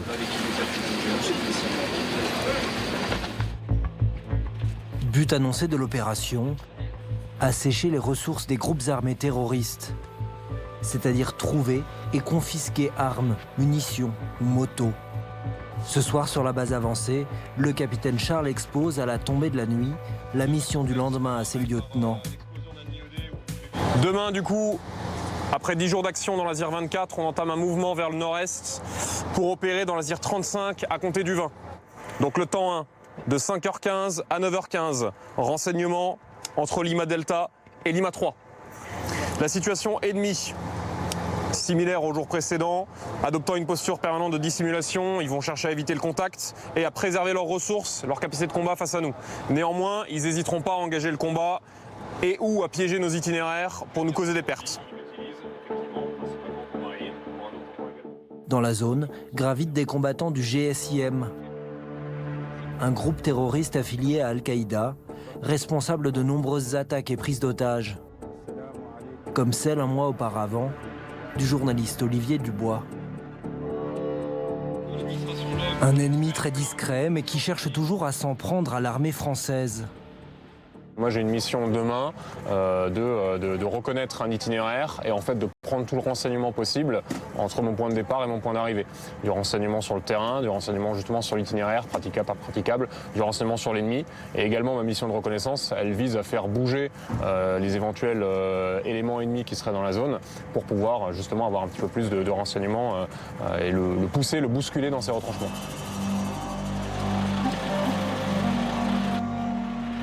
Le départ a lieu le plus tôt possible pour surprendre l'ennemi. Les militaires quittent leur lieu de bivouac à 5 h du matin. Embarqué verrouillé, les gars? Oui, c'est vrai, c'est bon. Avant d'arriver sur la zone de fouille, une trentaine de kilomètres à parcourir. Pour éviter les mines ou les IED, ces engins explosifs improvisés, les véhicules ne roulent jamais sur les routes ou les pistes. Ils traversent les prairies desséchées, les lits de rivières ou les pierriers. À l'arrière de ce blindé, 8 soldats calés comme ils le peuvent. Les chocs sont incessants. On est assez serré. Après, on arrive à faire de la place avec les sacs. La menace des IED est réelle. Ils ont causé la mort de la moitié des 50 soldats français tués au combat durant l'opération Barkhane. 2 mois plus tôt, un blindé de l'unité a sauté sur une mine. À son bord, les hommes assis aujourd'hui en face de nous. Putain!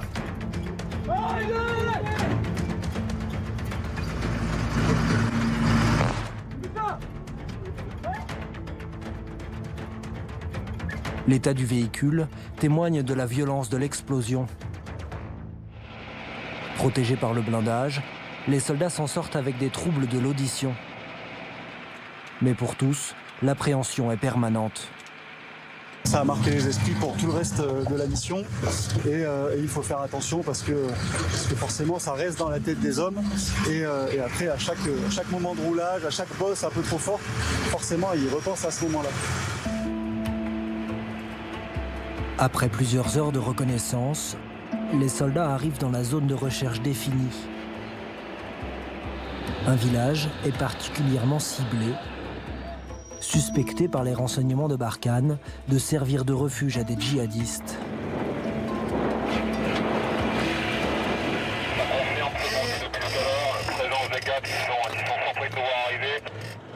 Qui déclenche leur réseau de sonnettes pour alerter.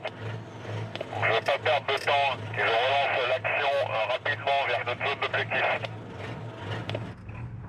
Les hommes au sol disposent d'un appui aérien. Un avion de chasse Mirage 2000 est chargé de repérer tout mouvement suspect. L'arrivée des blindés fait visiblement bouger l'ennemi. Ça fait confirmer une moto avec 2 packs dessus, il n'y a pas d'effet d'armement, mais avec la hauteur c'est compliqué pour lui de faire ça.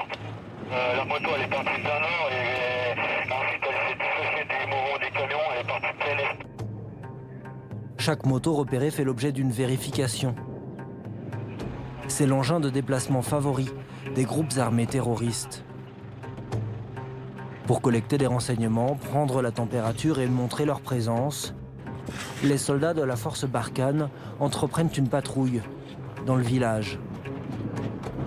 La manif, c'est prendre liaison avec les gens du village, essayer d'arriver à obtenir un peu de renseignements sur ce qui se passe dans la région. Est-ce qu'ils voient des groupes terroristes qui se promènent dans la région, qui viennent se ravitailler ici? Bon, c'est toujours compliqué d'avoir du renseignement, on passe pas longtemps, on ne peut pas créer des liens avec eux. En tout cas, on essaye et après, on essaye aussi d'observer dans les villages. Est-ce qu'on voit des choses qui sont particulières, des motos qui sont camouflées, etc. Dans de l'armement, c'est très rare que les gars se promènent avec. En général, ils les planquent dans les bois autour. On essaye de faire le point un petit peu de tout ça, d'essayer de caractériser les villages, savoir s'ils sont plutôt pro pour la force Barkhane ou pro pour les groupes armés terroristes. Ils sont accompagnés par une section de soldats FAMA, les forces armées maliennes. Leur lieutenant, ici avec la casquette, cherche le chef du village parmi les éleveurs. Je voudrais juste que tu fasses la sécu autour là. Là, il va essayer de prendre liaison avec les notables ou machin, tout ce qu'il va trouver pour endurance. Les habitants, affairés autour du puits, ne sont pas très bavards. On va aller voir. Trident. C'est des gens qui refusent de coopérer. Le Trident, donc le chef de section FAMA, il a pris liaison un peu avec les gens. Bon, ils essaient de... Enfin, ils sont pas très coopérants. Il y a la deuxième moto, une moto Bordeaux, rien de particulier, mais quand le chef de section FAMA se renseigne, elle appartient à personne du village, donc lui, il aimerait la brûler, parler. Accident négatif, c'est rien de particulier sur cette moto, et on peut aller du village, on va pas l'embarquer devant les camions pour aller la brûler alors qu'on n'a pas d'éléments probants. Ouais, il suffit juste retenir qu'en gros, ici, ils sont pas très coopérants envers la force. Pour en savoir plus, l'officier malien tente d'impressionner un jeune habitant.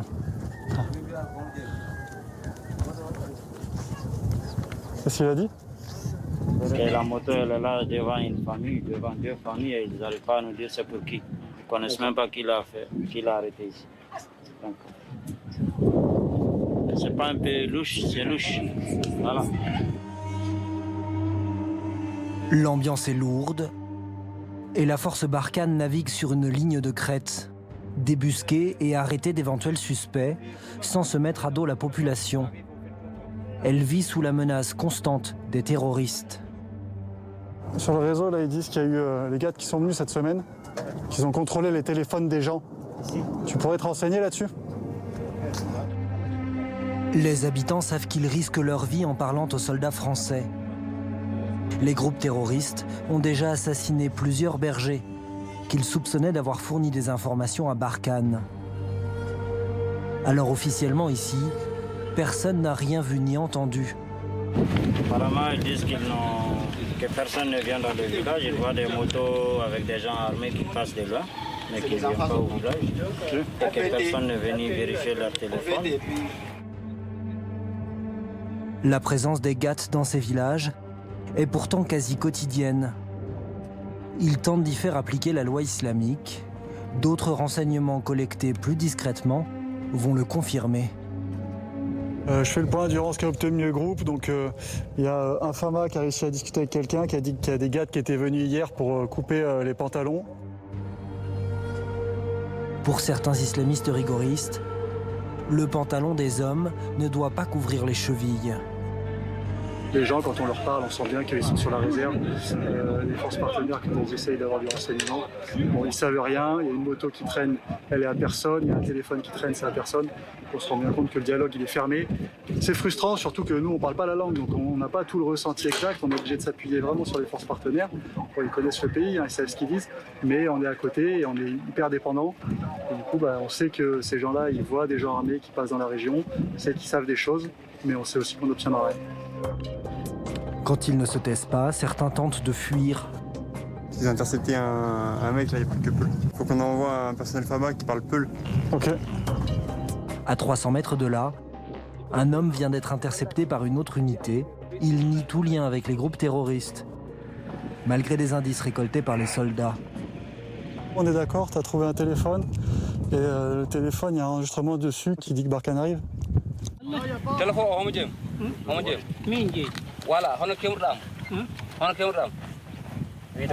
Jusqu'à présent, il refuse de dire la vérité là où il a trouvé ça. Devant notre caméra, et sous le regard gêné des soldats français, l'officier malien le brutalise.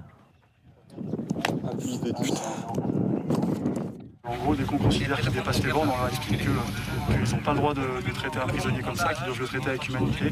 Donc quand ils sont des prisonniers qui gardent plusieurs jours, on vérifie qu'ils leur donnent à manger, qu'ils leur donnent à boire, qu'ils ne les battent pas, voilà, etc. Et quand ça dépasse les bornes, et nous, via la chaîne de commandement, on intervient et on leur explique qu'ils doivent arrêter ces manières. Parce que chez eux, ils n'ont forcément pas les mêmes manières que nous. Finalement, l'homme sera interpellé et confié aux soldats maliens. Pour les militaires français, la mission est accomplie. Ok, bon, une très bonne journée avec un beau bilan. Donc je suis très content de vous, je suis très content des gars, vous pourrez le dire à tout le monde. On va refaire juste un petit tour pour voir s'il y a des points particuliers, des rétextes de la journée. Ce jour-là, l'armée française aura fait 3 prisonniers, saisi une Kalachnikov avec 4 chargeurs et détruit une moto.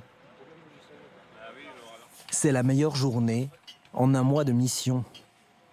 Ce bilan chiffré, même s'il peut paraître maigre quand on n'est pas habitué à cette zone et à ce contexte, ce quotidien de l'opération Barkhane, il peut paraître maigre effectivement, mais pour nous il a quand même un sens et ça montre qu'effectivement, au moins aujourd'hui, notre action n'a pas été vaine. S'il n'y a qu'une seule chose à retenir, c'est bien assécher les ressources des groupes armés terroristes. Donc ça veut dire effectivement les priver de leurs moyens de nuire. Effectivement, si on n'arrive pas à les attraper, tant pis.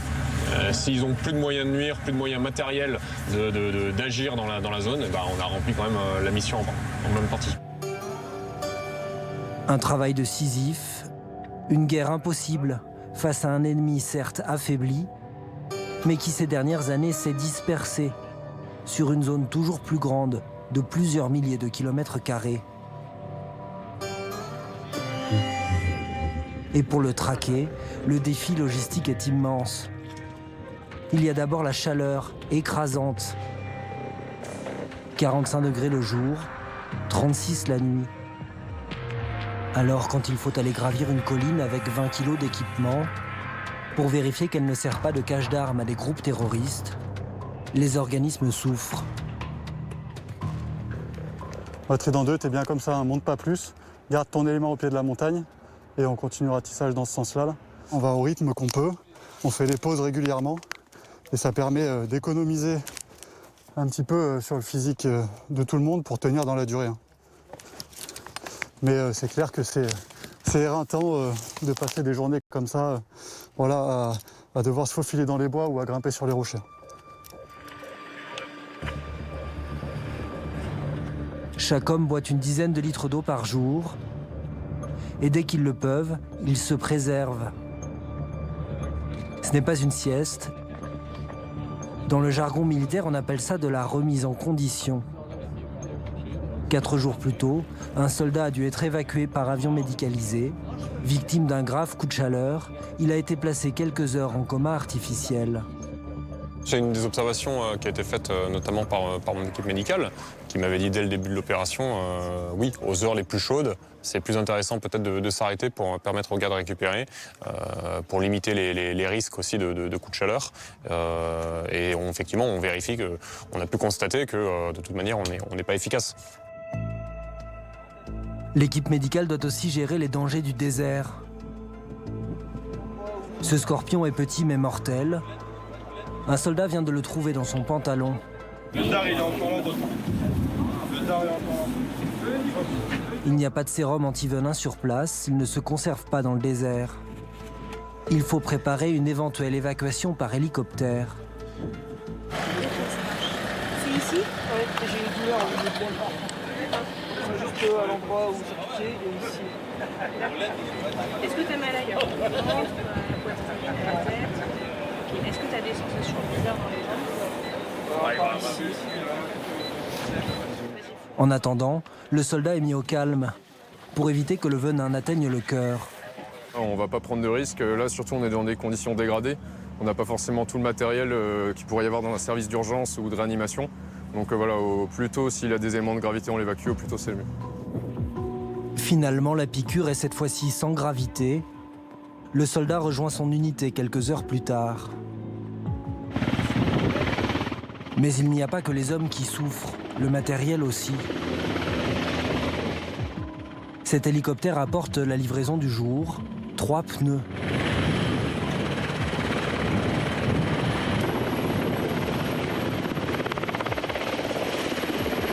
On compte 2 à 3 crevaisons quotidiennes.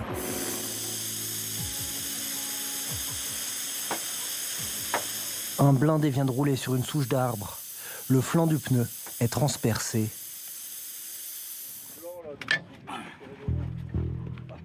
À peine le temps pour le pilote de desserrer les boulons qu'une dépanneuse surgit dans un nuage de poussière. Les hommes se dépêchent d'effectuer la réparation, car les menaces s'enchaînent.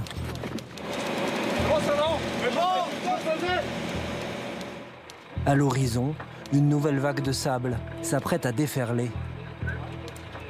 On n'a pas vraiment d'abri à part nos véhicules, donc soit on se met dans les véhicules à l'abri et on attend que ça passe, on n'a rien d'autre à faire. Allez, montez les gars, voilà.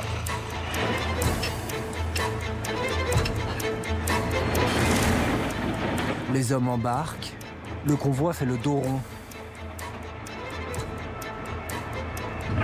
Ouais, sinon là, nous, on va aller tout, je vois pas à 5 mètres devant moi. Donc vous attendez mon ordre pour reprendre la progression. L'installation sur la zone de bivouac est ce soir-là plus animée que d'habitude. Le risque, c'est surtout un problème de sécurité, collision entre les deux. Donc là, on fait attention à bien guider avec les petzels, avec les lumières blanches, pour pas qu'il y ait de véhicules qui se tapent les uns dans les autres. Encore quelques jours au milieu du désert. Les voies étaient fermées. Donc là, je peux annoncer, on pourra quitter les équipements. Et ces soldats des troupes de marine rejoindront leur camp de base avant de rentrer en France. Les voies étaient fermées. Ils ne le savent pas encore, mais ils ont alors participé à la dernière mission d'envergure de l'opération Barkhane. À partir de 2022, la France devrait réduire le nombre de soldats sur place et fermer plusieurs bases.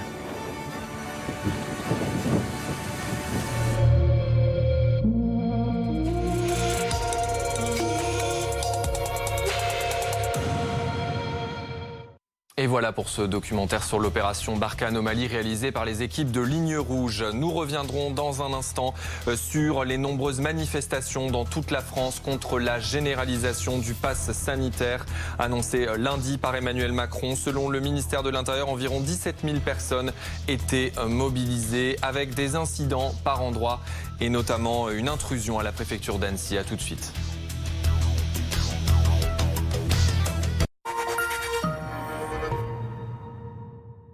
Ici, ce n'est pas ailleurs. Parce qu'ailleurs, c'est trop loin. Prenez ces fromages de Bergue. Ils sont faits ici, et nulle part ailleurs. Et les caramels de Vins sont faits ici, avec du lait produit ici. Quant aux huîtres de PNB, on ne les trouve qu'à PNB, parce qu'ailleurs, ce n'est plus ici. C'est pourquoi Leclerc a créé les alliances locales, avec des producteurs partout en France. Et comme le vrai local, ça ne se trouve qu'en local, il ne doit jamais être produit trop loin d'ici. 12 000 alliances locales Leclerc. Il y en a forcément une près de chez vous. Leclerc. Oh, pas Versailles. Et vous croyez où là? C'est pas Versailles ici. Pas besoin d'en faire autant pour baisser sa facture d'énergie. Les heures super creuses Total Énergie, c'est l'électricité à moins 50%.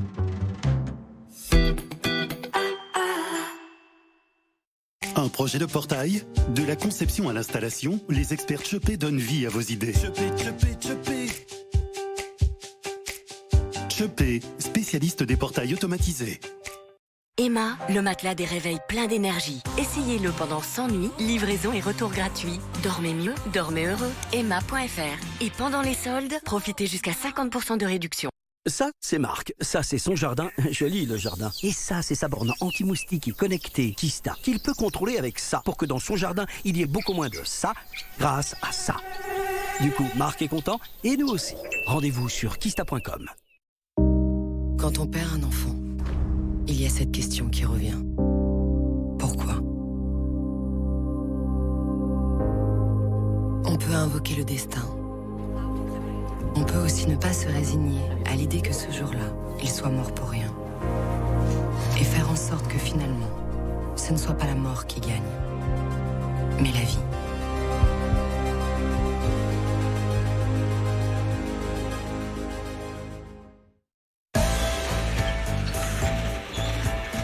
Problème de store? Appelez Reparstore. Trouvez le centre le plus proche de chez vous sur reparstore.com. Devis gratuit et intervention rapide. Problème de store? Appelez Reparstore.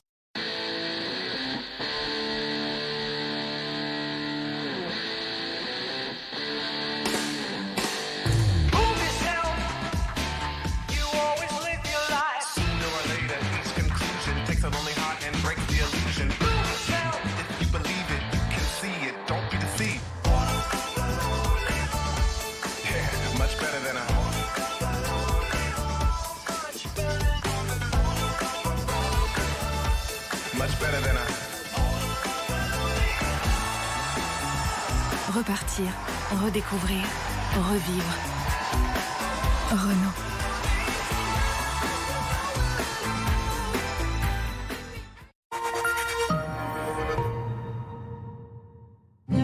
Ah, dans la vie, c'est jamais facile de choisir.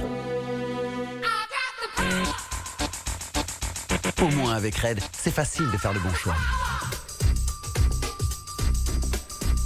La fibre, 20 € par mois au lieu de 30 €, sans engagement. Red by SFR, c'est vert, c'est clair. Deliveroo présente les plats que vous aimez. Frais et gourmands, grillés à point. Pour remplir votre frigo, à partager et à ne surtout pas partager. Deliveroo, c'est tous les plats de vos restos livrés chez vous. On se fait un Deliveroo?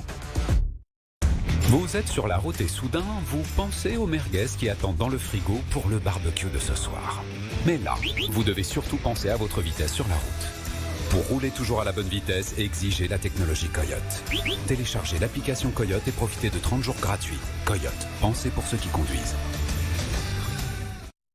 Cette année, on recherchait quelque chose, pas trop loin de la maison, mais loin de notre routine quotidienne. On a trouvé un endroit incroyable, un espace pour s'amuser et avoir de l'intimité, du temps pour recharger nos batteries et des moments qu'on n'oubliera jamais.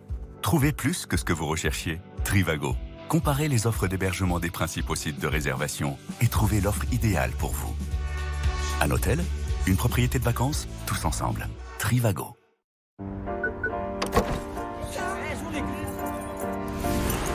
Parce qu'on aura toujours envie de partir en vacances.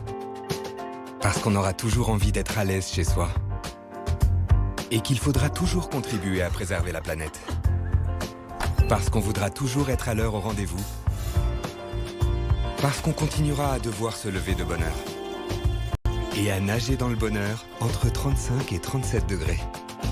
Bref, parce que l'énergie c'est la vie, Total se transforme et devient Total Énergie pour répondre toujours mieux à vos besoins.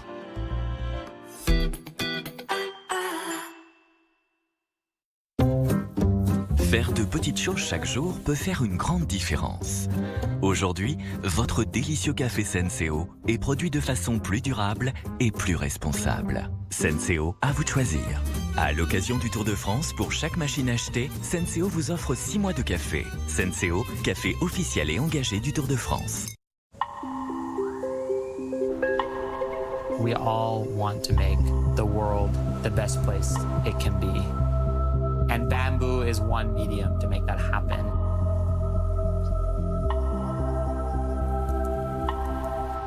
Kenzo Homme, le nouveau parfum, pour un monde plus beau.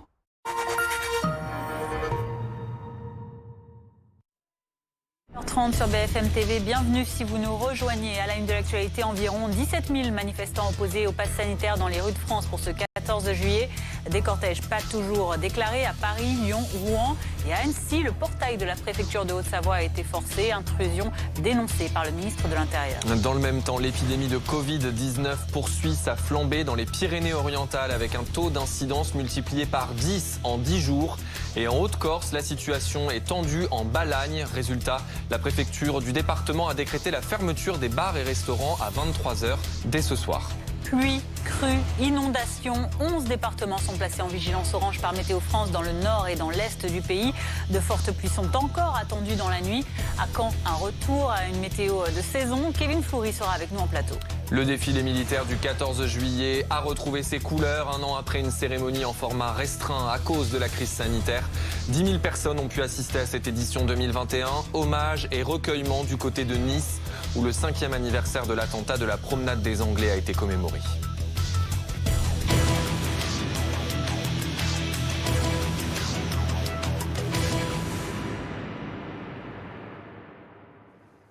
Le pass sanitaire contesté en ce jour de fête nationale. Des milliers de manifestants se sont donné rendez-vous dans plusieurs grandes villes de France. Rassemblement à Marseille, à Rouen, à Nantes, comme vous le voyez sur ces images notamment. Des débordements qui sont à signaler à Lyon notamment, mais aussi à Annecy où le portail de la préfecture a été forcé par au moins 150 manifestants. Ils n'ont pas commis d'autres dégradations. Le ministre de l'Intérieur a dénoncé cette intrusion sur Twitter et salué le sang-froid des agents de l'État. Guillaume Fard, notre consultant sécurité, est en plateau avec nous. Une préfecture attaqué, le mot est peut-être un peu fort, mais en tout cas où il y a eu une intrusion, c'est bien sûr un acte symbolique assez fort. Oui, tout à fait, Alexis, une préfecture envahie, on peut dire. En tout cas, il y a 150 à 200 personnes qui ont forcé les grilles et puis qui sont restées à l'intérieur de la cour de cette préfecture, sans aller au-delà, sans rentrer dans le bâtiment à proprement parler, dans les étages, dans les bureaux, sans commettre de dégradation particulière, sans qu'il n'y ait besoin non plus de recourir à la force pour les en déloger. Et ensuite, ils ont quitté les lieux d'eux-mêmes. Néanmoins, le ministre de l'Intérieur, Gérald Darmanin, condamne cette intrusion avec beaucoup de fermeté, parce que cette intrusion peut en rappeler d'autres. Alors, celle-ci, finalement, au fond, était non violente, mais d'autres par le passé ont pu être plus violentes. Je pense notamment à la destruction de la préfecture du Puy-en-Velay, en Haute-Loire, dans le cadre des manifestations de Gilets jaunes. Et ce que ne voudrait pas le ministre de l'Intérieur, c'est que ces événements ne viennent à se répéter, et surtout qu'il y ait une sorte de convergence des causes entre les gilets jaunes d'un côté et les anti-vaccins de l'autre. Parfois, ce sont même d'ailleurs, les gilets jaunes sont aussi anti-vaccins ou les anti-vaccins sont gilets jaunes. C'est juste que ces images que l'on voit, justement, ce sont ces personnes qui sont à l'intérieur de l'enceinte de la préfecture de Haute-Savoie. préfecture de Haute-Savoie à Annecy. Et partout en France, des gilets jaunes ont manifesté aux côtés des anti-vaccins. Parfois, ils se conjuguaient, ils se réclamaient du même mot d'ordre. Et donc, la difficulté pour le ministère de l'Intérieur, ce serait s'il y avait des manifestations régulières dans les prochaines semaines, puisque les annonces du président Emmanuel Macron, et notamment ce passeport vaccinal, ça a déclenché ces appels à manifester, qui ont été finalement suivis par assez peu de personnes. On parle de moins de 20 000 personnes en France, mais tout de même, si ça s'inscrivait dans la durée, ça pourrait être effectivement problématique au ministère de l'Intérieur. À Paris, les forces de l'ordre ont fait l'usage de gaz lacrymogène pour répliquer à des jets de projectiles. La manifestation qui serait sortie du périmètre déclaré d'après la préfecture de police. Les précisions de William L pour BFM TV.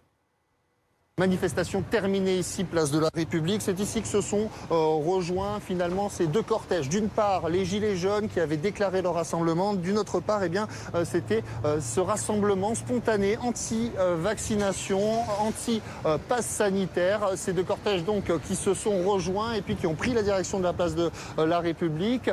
Sur le chemin, les forces de l'ordre ont essuyé quelques jets de projectiles et ont répliqué par des gaz lacrymogènes, quelques petites tensions, mais dans l'ensemble, cette manifestation s'est plutôt bien déroulée. Le cortège, lui, était un petit peu dissous pendant son parcours jusqu'à cette place de la République. Ce sont quelques centaines de manifestants qui sont arrivés au final sur la place de la République. Mais dans le gros de la manifestation, selon la préfecture, il y avait près de 2000 personnes. Tous rassemblés finalement sous le même étendard, un étendard qui affichait l'anti-vaccination, anti-pass sanitaire, même si ici on préférait parler d'être pour la liberté plutôt que la notion d'être contre quelque chose. Ce qu'ils défendaient, selon eux, tout simplement, c'était la liberté de ne pas avoir à effectuer ce pass sanitaire. Des rassemblements comme ça, il y en a eu partout en France aujourd'hui, dans plusieurs grandes villes en tout cas, et cette date, elle n'avait pas non plus été choisie au hasard, ce 14 juillet, date symbolique pour ce rassemblement. Jean-Louis Teboulet est avec nous. Bonjour professeur, vous êtes chef de service de médecine intensive et réanimation à l'hôpital Bicêtre dans le Val-de-Marne. Quand vous voyez ces images, alors certes, ils n'étaient pas très nombreux, mais tout de même environ 17 000 partout en France, à dénoncer le pass sanitaire, à dénoncer l'obligation vaccinale pour certains professionnels, comme l'a annoncé donc, le président lundi. Est-ce que vous comprenez ces craintes et surtout, qu'est-ce que vous avez envie de leur dire dans le contexte qu'on connaît aujourd'hui de reprise de l'épidémie tout de même ? Oui, bonsoir. J'ai envie de leur dire qu'ils préfèrent le virus. Ils préfèrent le virus au pass sanitaire, ils préfèrent le virus au vaccin.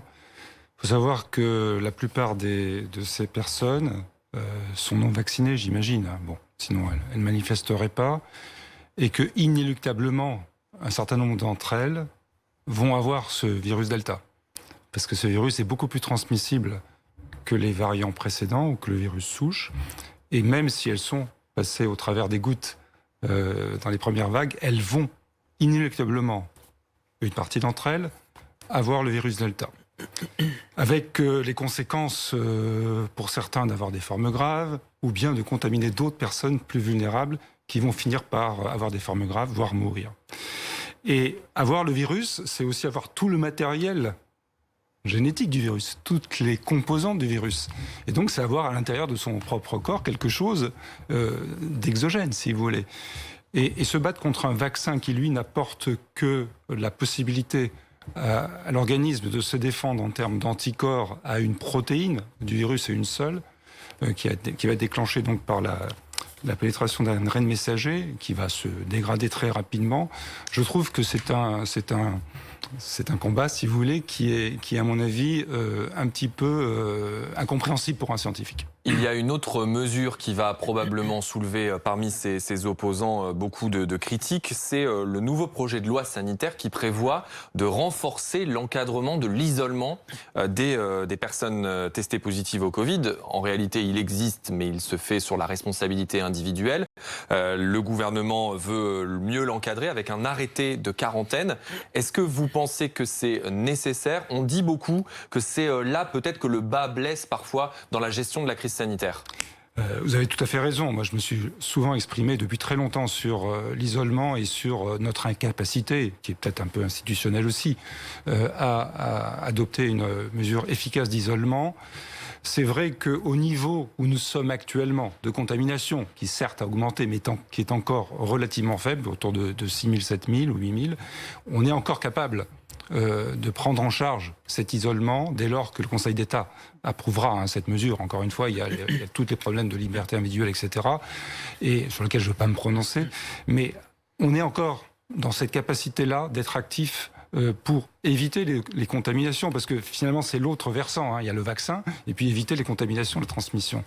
Et on est encore capable, je pense, à ces chiffres-là, on ne le sera pas dans quelques jours ou semaines si on a 40 000 cas de contamination par jour. Naturellement, ce sera impossible de pouvoir appliquer cette mesure efficacement.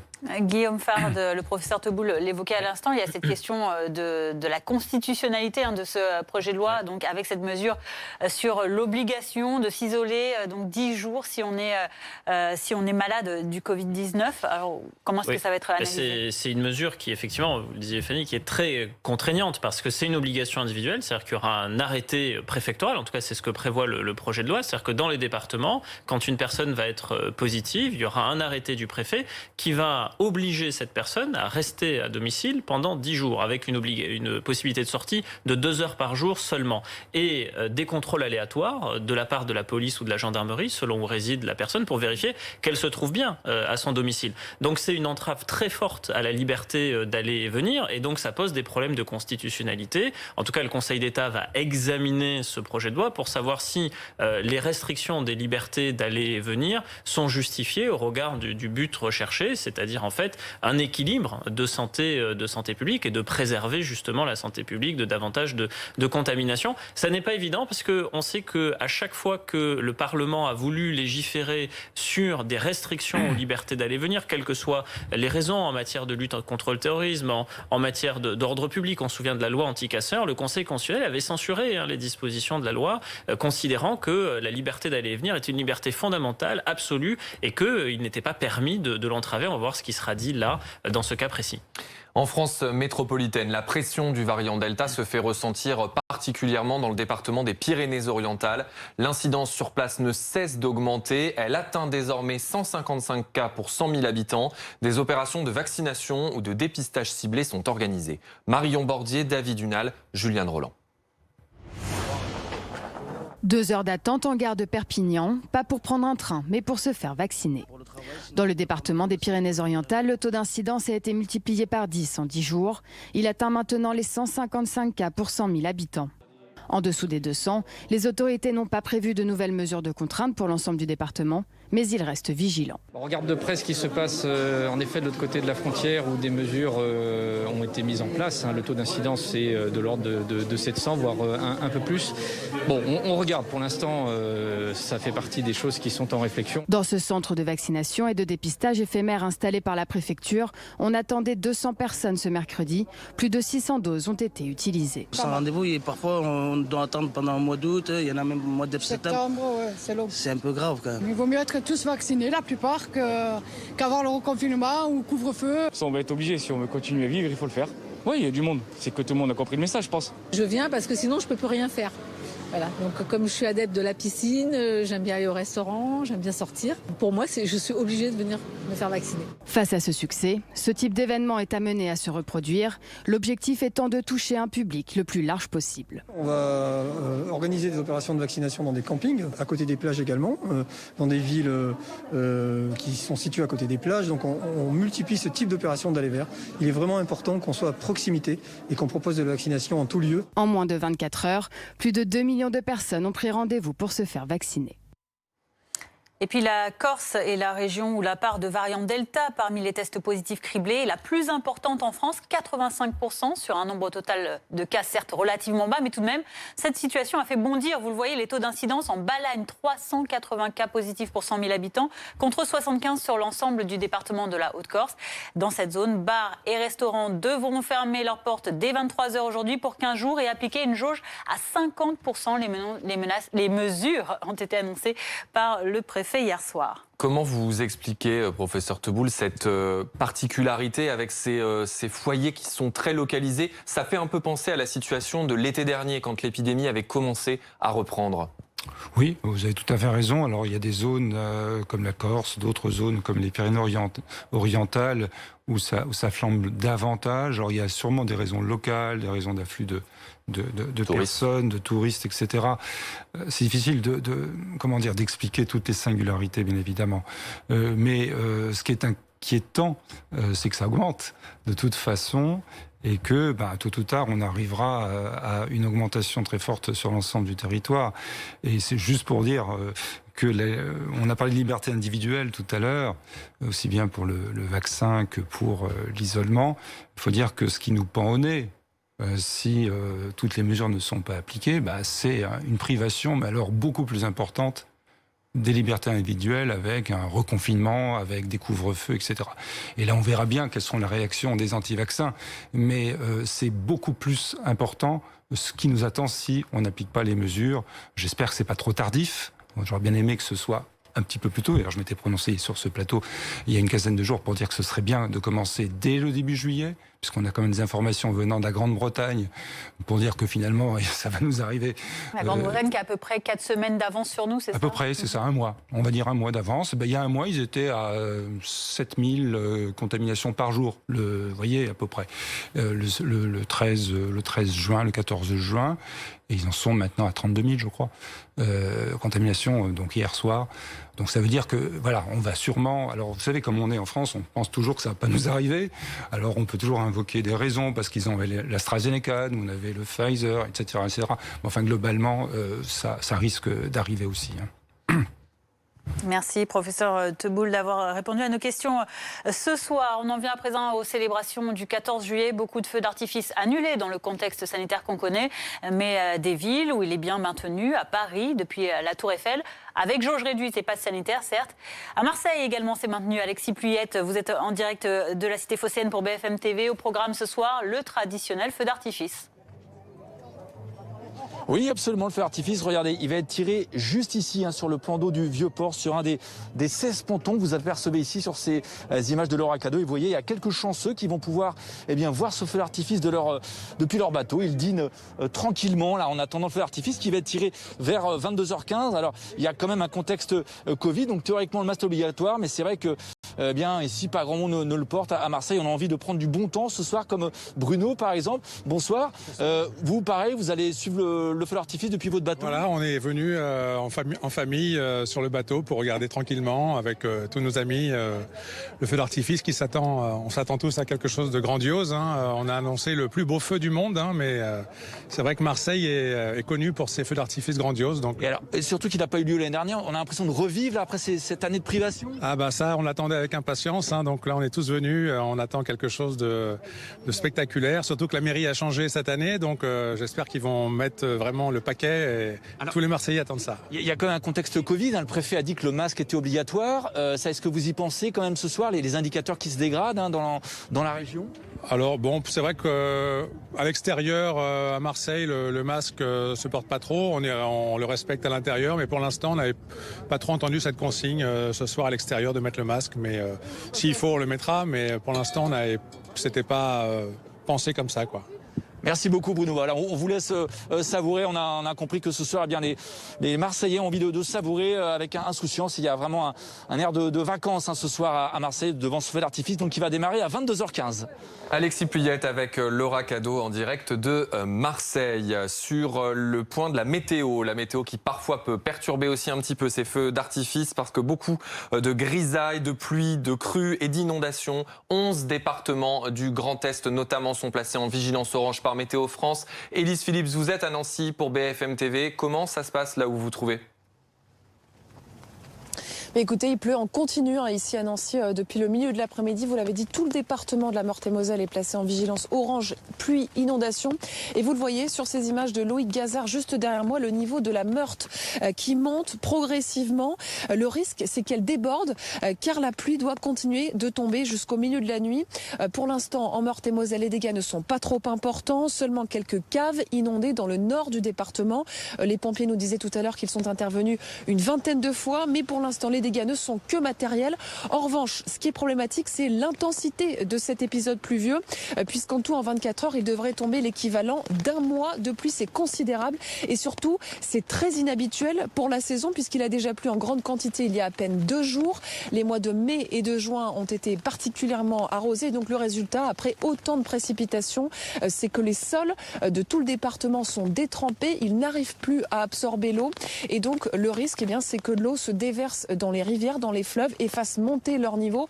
C'est pourquoi tous les cours d'eau sont en alerte. Les pompiers vont les surveiller pendant la nuit puisque la vigilance orange va se poursuivre jusqu'à demain matin au moins. Merci Élise Phillips en direct de Nancy avec Loïc Gazard pour BFM TV. Kevin Fleury est avec nous également sur le plateau, journaliste météo BFM TV. On en est donc à 11 départements en vigilance orange Météo France. Qu'est-ce qui se passe exactement en ce moment ? Oui, 11 départements. Aucun changement depuis tout à l'heure avec donc tous ces départements entre Bourgogne, Alsace et Champagne et même Hauts-de-France pour le département de l'Aisne concerné par la vigilance orange, pluie, inondation ou crue. Qu'est-ce qui se passe ? Une goutte froide positionnée sur l'Europe de l'Ouest. Alors une goutte froide, c'est un nom météo, c'est en réalité une petite dépression qui est venue se positionner dans une zone où le temps était plutôt calme, avec de l'air très très froid en altitude qui vient rencontrer de l'air chaud plus doux sur les basses couches de l'atmosphère. On a donc ces précipitations qui se mettent en place, très intenses depuis plusieurs heures, de nouveau sur toutes ces zones en vigilance orange. Des conditions météo rythmées donc par le mauvais temps depuis le début de la semaine. Regardez d'ailleurs ce qui s'est passé ces dernières heures dans le département de l'Aisne, un département très touché par les fortes pluies. On est passé cette nuit vers minuit à 76 cm au niveau de l'Oise, à plus de 3 mètres en l'espace de 12 heures, donc une montée vraiment très rapide des eaux. Et puis regardez en effet les cumuls enregistrés à Strasbourg, par exemple, dans le département du Bas-Rhin, depuis le 1er juin, c'est-à-dire depuis le début de l'été météorologique, 248 mm et sans doute plus depuis quelques minutes désormais.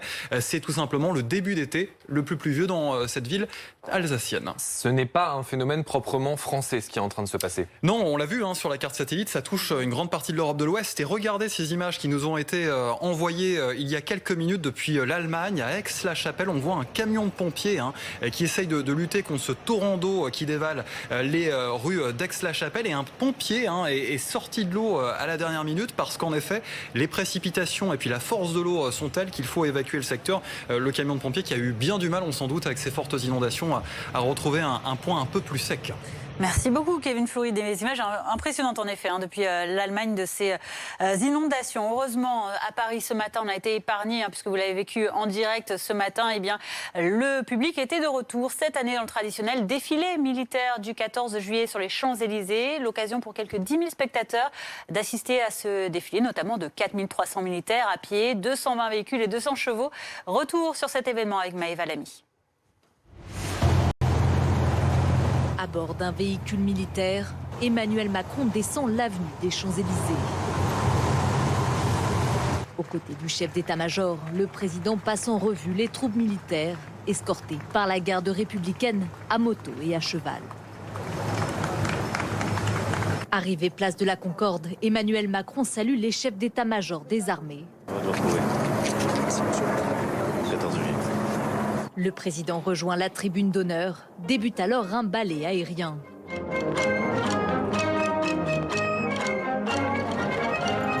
Lancés à 550 km/h, les avions de la patrouille de France survolent les Champs-Élysées. Un spectacle aérien suivi du défilé à pied, avec en ouverture 81 soldats des forces spéciales engagés au Mali.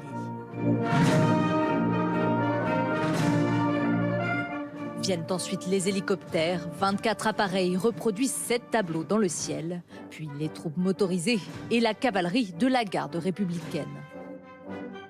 La procession s'achève par un spectacle musical.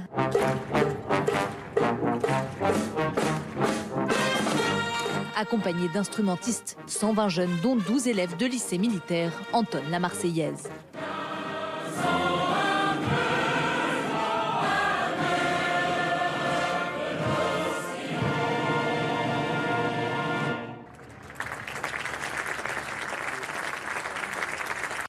Et comme tout 14 juillet, ça va se terminer avec des feux d'artifice un peu partout en France. Là où ils pourront se tenir, par endroits, ils sont annulés à cause du contexte sanitaire. Dans d'autres, on l'a vu, à cause des conditions climatiques. On vous fera suivre cette soirée du 14 juillet sur BFM TV. Restez avec nous. Bonne soirée.